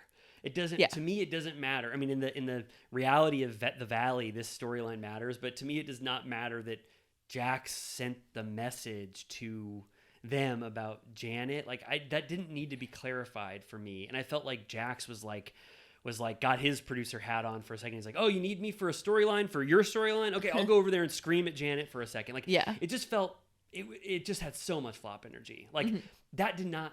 No one was debating that. All I really cared about was like Kristen and Luke like fighting for their place on the show, and we didn't really even get that. Like, I didn't Yeah. care about all this other garbage that they were trying to make happen. But Yeah. I mean, it is just like further evidence of that, like, she's acting like a puppeteer in that she was like, "Jax, go tell him that he's not invited during this scene that I'm not invited to." Like, it just shows that she's like in the background plotting, and then like she's still denying it. Like, she's like, "I don't know why he sent that message," where they said that afterwards she followed up and was like texting, "Did you tell him?" Right. So it's just like one more thing about, yeah, I guess I already like cast Janet as that, so I like Sure. didn't need more evidence. But then Jax kind of confronts Janet, and he's screaming instantly. Right? He was Yeah. like, "I was the messenger for that." Right? Yeah, then and she she's goes- like, "Watch your tone, I'm pregnant." And then basically the second that he continues, she gets up and walks away. Her friends follow. He said, Jax said, "I wanted Zach to go to Big Bear," which was, I was like, Yeah. that's kind of sweet. But I really don't know, because like I don't trust Jax in anything he's saying. Yeah. So I really don't know if he. And yeah, I don't know. I wasn't really sold on any of this stuff that was going on. Did you notice they left in that weird, like almost seemingly hot mic, or like like they had, the footage was bad of this guy Mikey hitting on Danny? Yeah. Why did they leave that in? I think they wanted a little, like, I don't know, a little bit for Danny or something. But yeah, the guy goes, "Hey, Danny, here comes the most handsome man in the room. Next time we're at an event together, can we," what did he say? It was something about like, if you want to, it was either like a threesome or like something like he pitched a sexual encounter or whatever, but the footage was bad. So I was like, you usually wouldn't put something like that in unless it was important. I think that they were just covering this bar, and when they got that in the edit, they were like, "Oh, it's kind of interesting that someone said that to Danny." This was also filmed like shit. Yeah. No offense, Valley producers, but Jack's Studio City does not look like it's a convenient place for filming, because at one point they panned like from Jason's point of view to the rest of the bar, and I just saw the full crew Yeah. just standing on one Throughout side. the episode, like I feel like there were multiple times when I saw cameras, including like the Jax and Britney bedroom scene, and I to myself was thinking like, oh, maybe like since they already break fourth walls on this show all the time, they don't care as much about that, whereas Yeah. usually you would try really hard to avoid that. I thought that it was like for Jax's, there's just no like video village that they could set up, so they just had to like set up in one corner of the Yeah. bar, and we saw them the entire time. Yeah, I don't know. I guess they just don't care as much on this type of show. Yeah, Jax goes in on Janet, but she says, "No, I want to leave. I want to cry." And then Zach kind of does his mission statement about Janet, right? Like, this is when that happens. And I thought this was great. This was great of Zach. It kind of nailed the point home. It's kind of like revealing the ultimate villain of the season again, even though they've kind of already hinted at that. He said, Janet likes to plant seeds behind the scenes. And she's plopping them here. She's plopping them here. And usually when she plops those seeds, you don't see it. But then he goes, "But now that we're filming, everyone has seen it. And he points to all the cameras in the room. I was like, damn, that was pretty cool. Yeah. Like, I thought that was awesome, pointing Yeah. at the cameras. And then they showed this montage. Mm-hmm. This was great. This was great. I don't think we needed all that shit to get to this point, but this was great. They show, finally, villain edit of Janet going, what'd you say about that person that I can relate to that person? And just her stirring up shit the entire time behind the scenes, which is what we knew Janet was doing. Yeah. And it was great for them to double down on the audience that Janet is the villain. We need a reunion. Yeah, I mean, there's already so much stuff that they're saying now, like what Kristen is saying and stuff that I'm really interested in. And I don't think Janet doesn't have any defenders, right? Is there a Janet army? Good question. Yeah, Kristen, I think on that same podcast was saying that she feels no desire to be friends with Janet ever again after the I wish her baby unwell comments that Janet made. Yeah, she said that, like, I will never be associated with someone that would ever paint that picture. I can't believe Janet did that. I know. I think that Janet tried to take a powerful fake pivot on the show. She knew that it would be enticing to try to get the world against Kristen, knowing that maybe the crazy Kristen stands or people who are supportive of that vision of Kristen would rise up around her or rally around her. And she just got left holding the bag, just being a full-blown villain that everybody knows you did the wrong thing. And then now she has to have like a redemption arc in season 2 because everybody thinks she was the villain of the valley. Right. Yeah. The villain of the valley? The villain of the valley. No, but similar to I'm excited for Summer House Reunion Part 2 and I'm excited for the Valley Season 2. You are? Yeah. Me too. I kind of liked that it was nice and short. Like it was just a little taste to like start. These 12 episodes. Yeah. Yeah, I loved it. I think it was great. The only, well, we'll talk our final thoughts at the Yes. end. Jax gives a speech that I was kind of, I don't remember it. I thought that everybody was like primed. Like they were like, he's not going to save Britney. Yeah. They're like, he's not going to give Britney credit. And then Jax goes, they came to me. They wanted to call it Jax's. But you know what I said? I can't do this without my goddamn wife, Britney. And then everybody goes, yeah. Everybody screams for Britney. I was like, oh, okay, good. Yeah. Jax didn't do the thing where he like doesn't, Right. include Britney in his triumph, which I Right. thought was nice. Yeah. So then after that, we get the breakup headlines. It's starts with Jax in the, confessional or whatever, basically trying to like pry tears out of his eyeballs, like rubbing his eyes. And he's like, I didn't see this coming. He needs to get that stick that puts Yeah. stink juice in your eye that immediately makes it start water. Yeah. He needs that. Yeah. You thought that this was I mean, there was crocodile. no water. Yeah. I'm just going to say, Megan, my wife, she doesn't think there's ever an instance where Jax has actually cried. Like she's Yeah. never seen tears pour out of his eyes. Right. I feel like the closest I've seen was that season 4. Was it When he's on the screaming beach? in the truck. Oh, that's the best scene. We have to tell people. We should who are post not that on TikTok. We should. We have to remember. On Patreon. Wait, I don't even know if it's come out yet. It'll come out in the next couple weeks. But anyway, there's this one scene of Jax in season 4 where he's having this heart-to-heart with Peter. It's one of the best scenes in Vanderpump Rules history that I don't think anyone ever talks about. It is so beautiful. Was he crying? I feel like he was on the verge, actually. It is like the most authentic Jax I've ever seen, where he's having this conversation just solely with himself, getting to the root of his essence as a human. It was beautiful. Okay. Yeah. So then he walks off and he's like, I'm sorry. So that's like the tee up. Then we get Jesse and Michelle are separated. It's her bringing their daughter home to pick up her stuff because they're, carting her back and forth at this point. Yeah, Jesse says, it was 3 days after we wrapped when Michelle said, I want a divorce from you. Yeah. And I was thinking, why? Why did Michelle... Like, why did she wait? Yes, you're on a reality show. You already hated his guts and you said, I'm not attracted to you. I'll never be attracted to you. Everything you do makes me pissed off and will never recover. Why would you wait and not have that conversation that you're going to... It's the exact opposite of Carl and Lindsay. It's Right. like, I want the conversation that I'm going to have where I end a relationship that you've all seen be horrible. I'm going to end it after the season. Right. That's like the worst decision ever to make when you know that you're going to make that decision. Right. Why did you do that? Maybe she just didn't want to do it on camera. Yeah, I mean... Jesse said he was blind and blindsided. Yeah, he's trying to do a hashtag blindsided, like a Lindsay Hubbard movement, but I don't know if he can truly sell it, given that Michelle said point blank to his face that I don't love you. Yeah, it's like, I mean, in this scene, it's tense. They're talking about like separating their business, using a mediator. It obviously this is only like 10 minutes of their time, and This is a contentious conversation. It is, but it's like they're seemingly like working through it. Like they're like co-parenting, and like it seems like it's like operational. Like it's at least working. It's not like a total fucking disaster, yeah.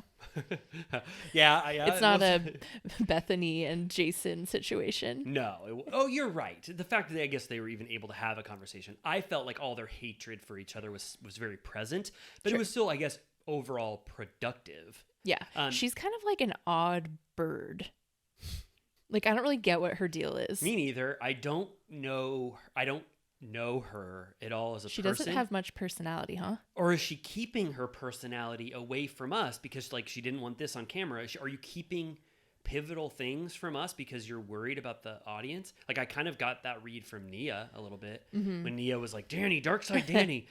Don't talk to me on camera. You just called your wife the F word on national attention. I was like, or national TV. It's like they're very cognizant of what's going on, and maybe Michelle didn't want to let us in. Yeah, I guess. I don't know. Yeah, I agree with you. I don't know. Like, I was just like watching her talk, and I was like, "What's your like? Who are you? Like, what is happening?" I get this. I fully agree. And she was like, one day, what's so sad is I'll have to tell my daughter that I left her dad. And I was like, I don't think you have to tell her that. Just be like, mommy and daddy broke up. Yeah. Mommy hated daddy. I'm the one that made the call. Like, why do you have to say that? I think that's true. You don't have to go into the who won and who lost and who did it. Just say, Daddy went on an ayahuasca trip and he came back and he wasn't changed at all. Right. We get, the Janet and Jason's baby is born. She has girls over to visit. And did you notice they're drinking Skinny Girl? Or at least Skinny Girl is on the table. Oh, that's because Janet has a stockpile of all the Bravo She's a Bravo freak. items. Who drinks Skinny Girl in 2024? We did one time. But like for a video. Oh, right. Like I used to drink that in like 2012. Oh, okay. So no one drinks it anymore. I don't think so. Oh, okay. Yeah, that was odd, but I'm glad that Janet finally got to drink. And then right? Yeah. And then they pry a little, well, not pry, but they kind of say, Michelle, what's going on with you? Brittany, what's going on with you? Yeah. Right? I have to say, I mean, I'm just being a bitch, but Brittany shows up. Her outfit in general looks fine, but she's wearing this like corset that's white, and it kind of looks like a cast that you would wear after you like break your like torso in a car accident or something. I didn't notice that, but I did notice that she's wearing the same blazer that she was wearing in the TMZ interview. Oh. Outside of the Chateau Marmont. Oh. You know when they showed that footage? Yeah. And Brittany's like, I just need some time to myself right now. And it's Michelle next I know. to her. I was like, we didn't know who she was when we saw. They might have been clip. like walking to go like film this scene after getting a drink at Chateau Marmont. Yeah. So yeah, it's kind of going between this girls meetup and then Jax with Jason at Jax's, which the only thing, he's just spouting nonsense to Jason or whatever. The only thing I want to shout out that he said was that Jason's talking about his baby and that he's like in like the upwards percentile, like super tall. And Jax goes, I don't understand all that percentile stuff. Brittany keeps track of that. I'm like, it's quite simple. I thought the same thing. It's almost like, how do you not get it in terms of averages? This is where your baby it's like falls. The average size of your baby. She's like, yeah, Brittany knows all that shit. I don't even try to understand that. It's like, could someone explain that to you in 4 words? That was really silly. I do want to say what Brittany says, because we're going back and forth. What Brittany says was the ultimate thing, that kind of inciting incident, even though she's already been feeling these thoughts. I mean, we saw their relationship. It was really bad. But do you want to get to this point where she says that Jax, the bar life, fully took over Jax? She goes, he was going to the bar, and then he was coming home with horrible hangovers. Wow. Getting mean as a snake, barreling in the room. And I was like, Well, first of all, if I'm being a little sinker, I was like, wasn't that exactly what Jax was accusing Yes. you of? I know. He was like, I can drinking? drink as much as I want and it doesn't affect me, and that's why it's okay. And I'm not saying this is like a little like planting seeds or whatever, but I do think it's funny that they both have the exact same accusation against each other, because Jax for the entire summer was saying Britney goes out, gets drunk as hell, and then is sick for a full day and is barfing in garbage bags outside of her home. Right. How did he end up? Maybe it's like he's doing the exact same thing or whatever, Right. but it's interesting that just happened to be the exact same thing that they said about each other. Right. And then she said he barreled in the room at 4 a.m. when she was sleeping with Cruz, and he goes, why the fuck is Luke, Kristen's boyfriend, texting me asking me if I want to talk to him about our relationship? He must know that things are fucked up between us or whatever. And she said that was the last straw. We're screaming and fighting She too much. said that he screamed at her for hours. Yeah. And that finally it hit her like a ton of bricks. She said, what am I doing? Why am I here? And she said that she's not sure if she would want to get a divorce because she doesn't want to let her family down because she fought so hard for them to like him. Can I ask you about that? Yeah. After watching Jax and Britney take Kentucky, did Britney need to persuade Mima? They're all and like her probably mom? like, please fucking, well, not her mom, but her dad at least. Yeah. Oh, I was kind of on the side where I thought most of Britney's family sort of loved Jax and mostly accused Britney of being in the wrong. And Yeah. I hope that, but I'm like, we're how many years deep? so, yeah. Like, I mean, that's such a curse to me, like worrying about like pleasing your family about that kind of thing. Like, Oh, of course. not your business. Not Get a out of factor. here. Oh, right. Yeah, not a factor to consider at all. Oh yeah. So then Michelle is also talking about her separation because they're saying like, are both of you like done? And Michelle is like, our mediator is filing this week. I just don't know why I waited so long. And Brittany's saying she's not sure if she's like done, but I think it is. And then we go to, there's just like a million little stops on the tour. So Kristen and Zach come visit Brittany at her house.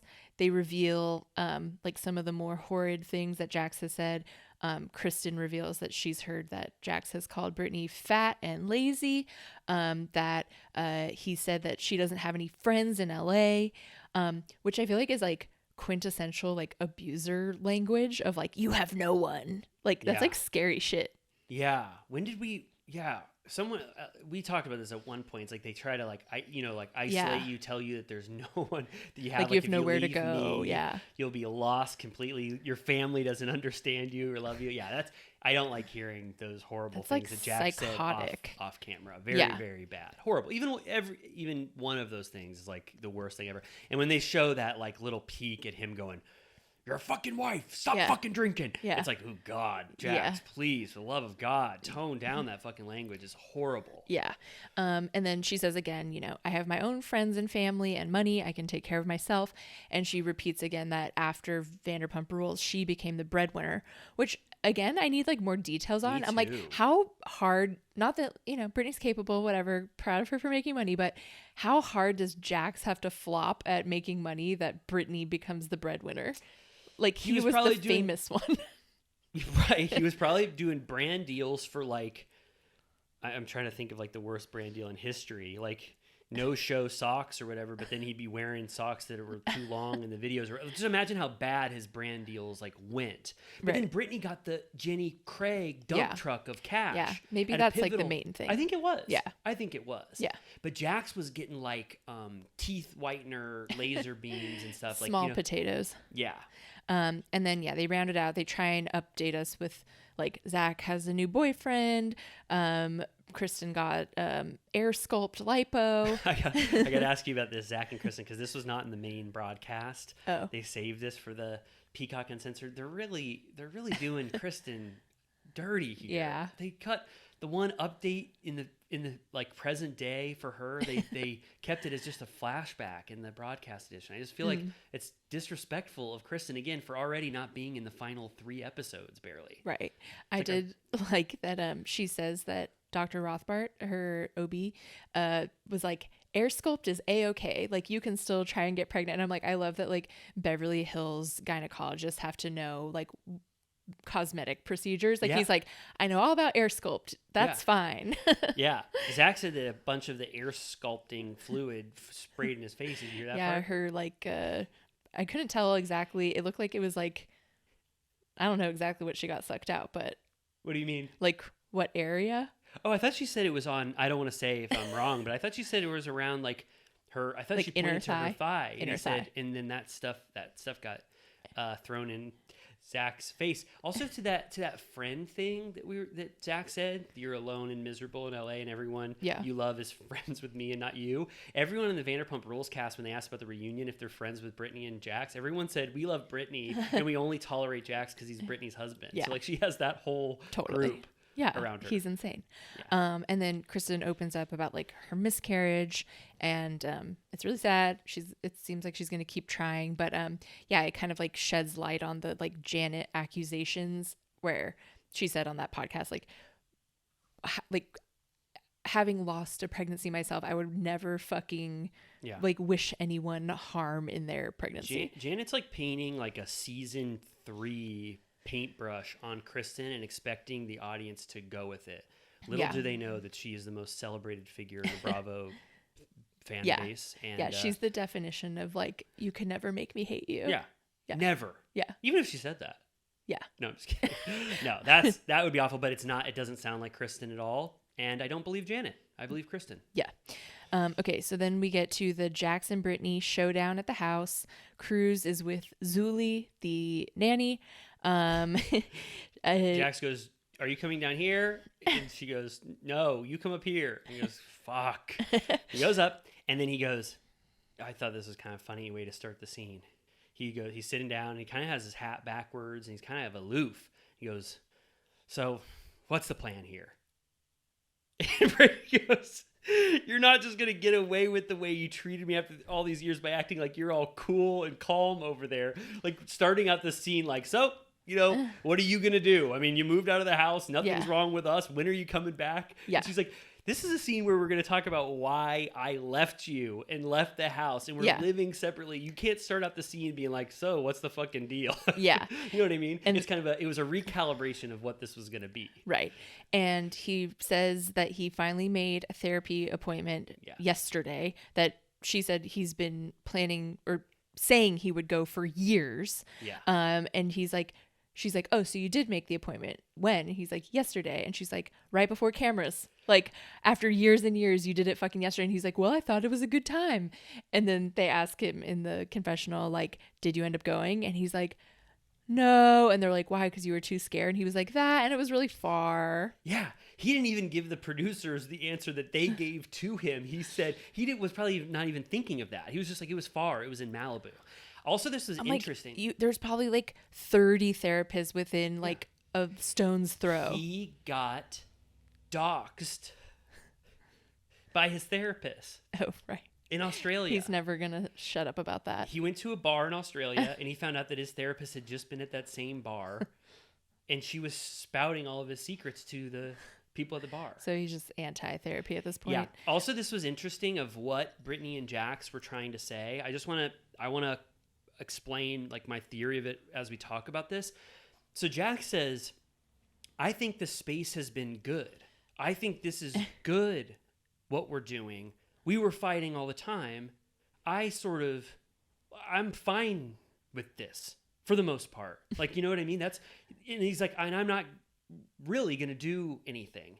And I felt like Brittany was using this as like, when are you going to do the things to allow me to come back? Because obviously I want to make this relationship work and I still love you and I love Cruz and now I'm out on my ass at an Airbnb month to month.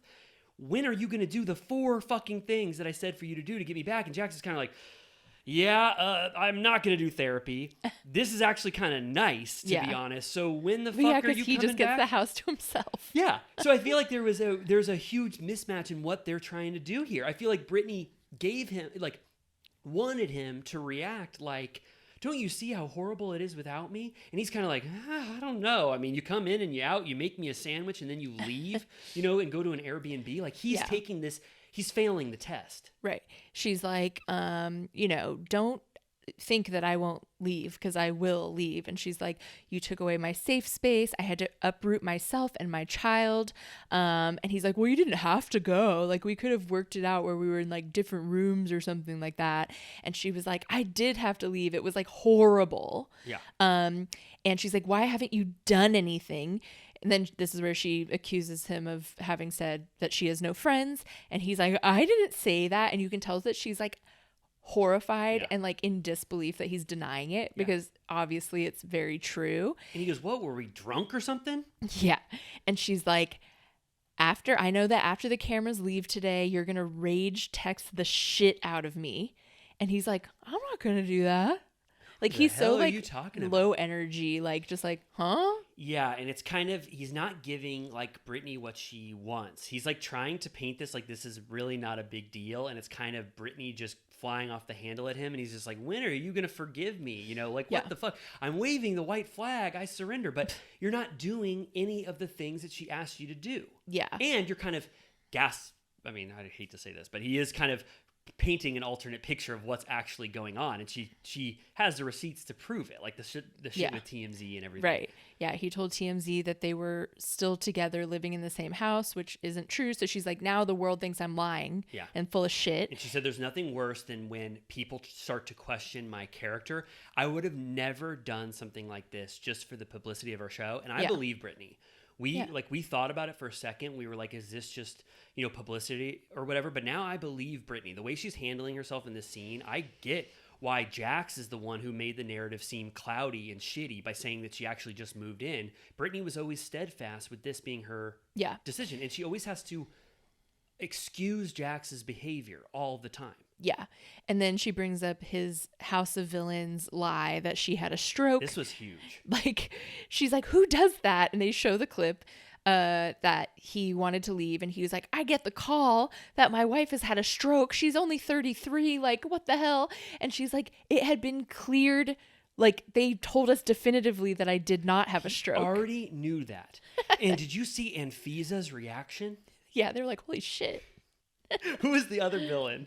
It was Anfisa, and did you know this? That was Anfisa. Who is that? Anfisa's from, sorry, I thought you liked 90 Day Fiancé. Oh, I haven't seen all of it. Oh, okay. All right, sorry. So he was telling Anfisa and someone else that his wife had a small stroke, and I think that was a huge, huge reason why Britney started. I mean, it's insane. Yeah. But she also goes like, who makes up shit like that? And I'm like, ask anyone who's ever known him. Like, Stassi knew that. You knew that. He lies for attention. Everyone knows that. Like, that's why, you know, at the end of this, they show a montage of their relationship. And I was like, am I supposed to shed a tear? Like, he's a monster. You married a monster. He gave you every reason, every red flag on the planet. He cheated on you before he proposed. You forgave him. I was crying. He sucks. I was crying at that edit. Actually? No, I wasn't. I wasn't crying, but I'm not fully. Jax was always a monster. I mean, I know he was, and I know we didn't see the 3 years of probably hell they were. Jax and Britney take Kentucky. Like, they literally like almost break up on that trip. All right, and that's even before they're engaged. He has always, He's always treated Britney very badly, and this was, and I'm glad finally that Britney sees how, now that you see the pieces where his lies affect you in a huge way, two big examples that you bring up, it now colors your judgment on everything he's ever done, and you're finally ready to say goodbye. That's what I thought it was. It was like, now I see his true character. I never thought he would lie about me like that, even though he did multiple times. And then Jax gives another classic thing where he's talking about his inner demons, how he has pent up anger. It's hard for him to ask for help. Men in his family don't ask for help. And I'm just like, yada yada, bro. Like, who cares? Like, shut up. He's been talking about his broken brain for like 10 years. Yeah, it recalled my brain is a sprained when he told Stassi that. Yeah, and I'm like, I feel like he was trying to use like the plight of man. Like, he's like, men aren't allowed to show their emotions, and she's like, you show your emotions through rage. Yeah, she kind of she cast doubt upon that read of his emotional temperament or whatever. She was like, you actually scream and tell your feelings all the time to me. I'm the one who has to bury my feelings to you. What would it be like to meet one of Jax's demons? Oh God, keep What do him you- away. what do It you- probably looks like that insidious red demon. Oh, I haven't. What's that look like? I'll show you. It's like a red devil. Red Devil. I never saw that. I Is like it. Okay. I haven't seen it in a long time, but I remember liking it. I don't want to know what's going on there. I'll just say that with those demons in Jax's head. Yeah, I did like that in the wedding montage. They zoomed in on Yes. all of the Valley cast being there. So we're there, right? Yeah. Brittany's like, yeah, I bury my emotions, but I finally know the true you. You've been treating me like shit for all these years, and I finally realize it. Oh my God. Amy just showed me the insidious demon. Wow, Patrick Wilson's in that? Hell yeah. That man has not met a horror Horror movie that he king. won't be a part He's of. a Scream King. Scream King. He'll be in any horror movie. Let's write a horror movie for him. Cute. He'll be in anything that you want him to be in. He's a hottie. horror-wise. Love him. Ethan Hawke is the same way. Ethan Hawke will be in any horror movie you I saw throw at that. him. What was it Sinister? called? Well, I saw that, but what's That the was most scary. recent one with like the? Black Phone. Yeah, I saw that. He'll be in any of those. He was also in the one where they come to his house and they start kicking down the doors. Purge. Oh yeah. Where they go, come out, come out. All crime is legal. Yeah. Did you ever watch those movies? They're fun. So I love Brady Ethan said- Hawke though. So speaking of the what? Oh, I love Ethan Hawke too. He's a sweet gentleman, an artisan. Yeah, he's like He's got to do the horror for the cash so that he can do like some more like intellectual stuff on the side. Where the hell are those intellectual movies? feel like that he he's does making on the theater. side? Oh, good. He Kind of does, like like- a Marriage Story situation. Yeah, I feel like he does like Black box all kinds theater. of shit. So Brittany says, I can't believe it took me this long to realize, Jax and his evil demon ways. And I was staying for Cruz. A part of me, I'm so glad I have Cruz because what would I do? I love Cruz more than anything. So I'm glad ultimately that this relationship happened. But That's always like the bottom of the barrel, Yeah. like justification to anyone. They're like, if like I didn't marry Jason Hoppy, I wouldn't have little Bryn. but it's true. Sure. You would never trade. Yeah, we could ask Bethany right now. You would not trade the 10 years of misery for Bryn. She probably loves Bryn. Well, do you think not? No, it's just like, would you love a baby born a different way just as much? Yeah. But once you have the baby that you got from this horrible process, I do think most people say I wouldn't trade it for the world. Sure. That's the baby I got. Sure. Okay. All right. Well, we don't have to debate time travel or alternate Nature, realities. nurture. Yeah. So then Brittany says, I can't stay here for my mental health. And then they kind of do it like a balloon. I don't even remember the song. It wasn't as impactful as like a balloon, Yeah. but it was the montage.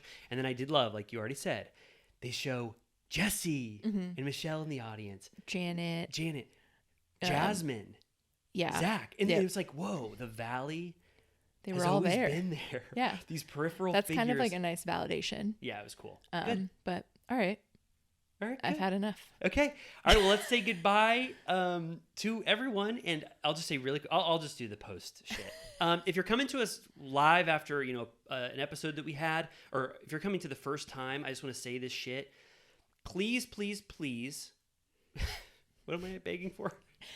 Rate and give us a good- review. Oh yeah, please. If you liked what we did here, Amy and I, 2 hours and 51 minutes. If you said, "Whoa, there was some interesting stuff. There was some horrible stuff, but there was some good stuff in there," please tell your friends or write a positive review if you want, and just give us, any review you want that's positive. Like, let the world know that you kind of liked what happened here.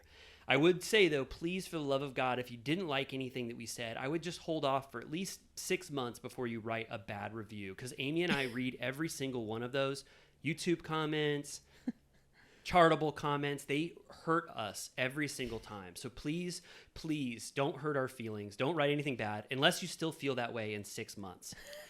And then lastly, on Patreon, Amy and I have this beautiful oasis. It's called the Villa Rosa VIP program.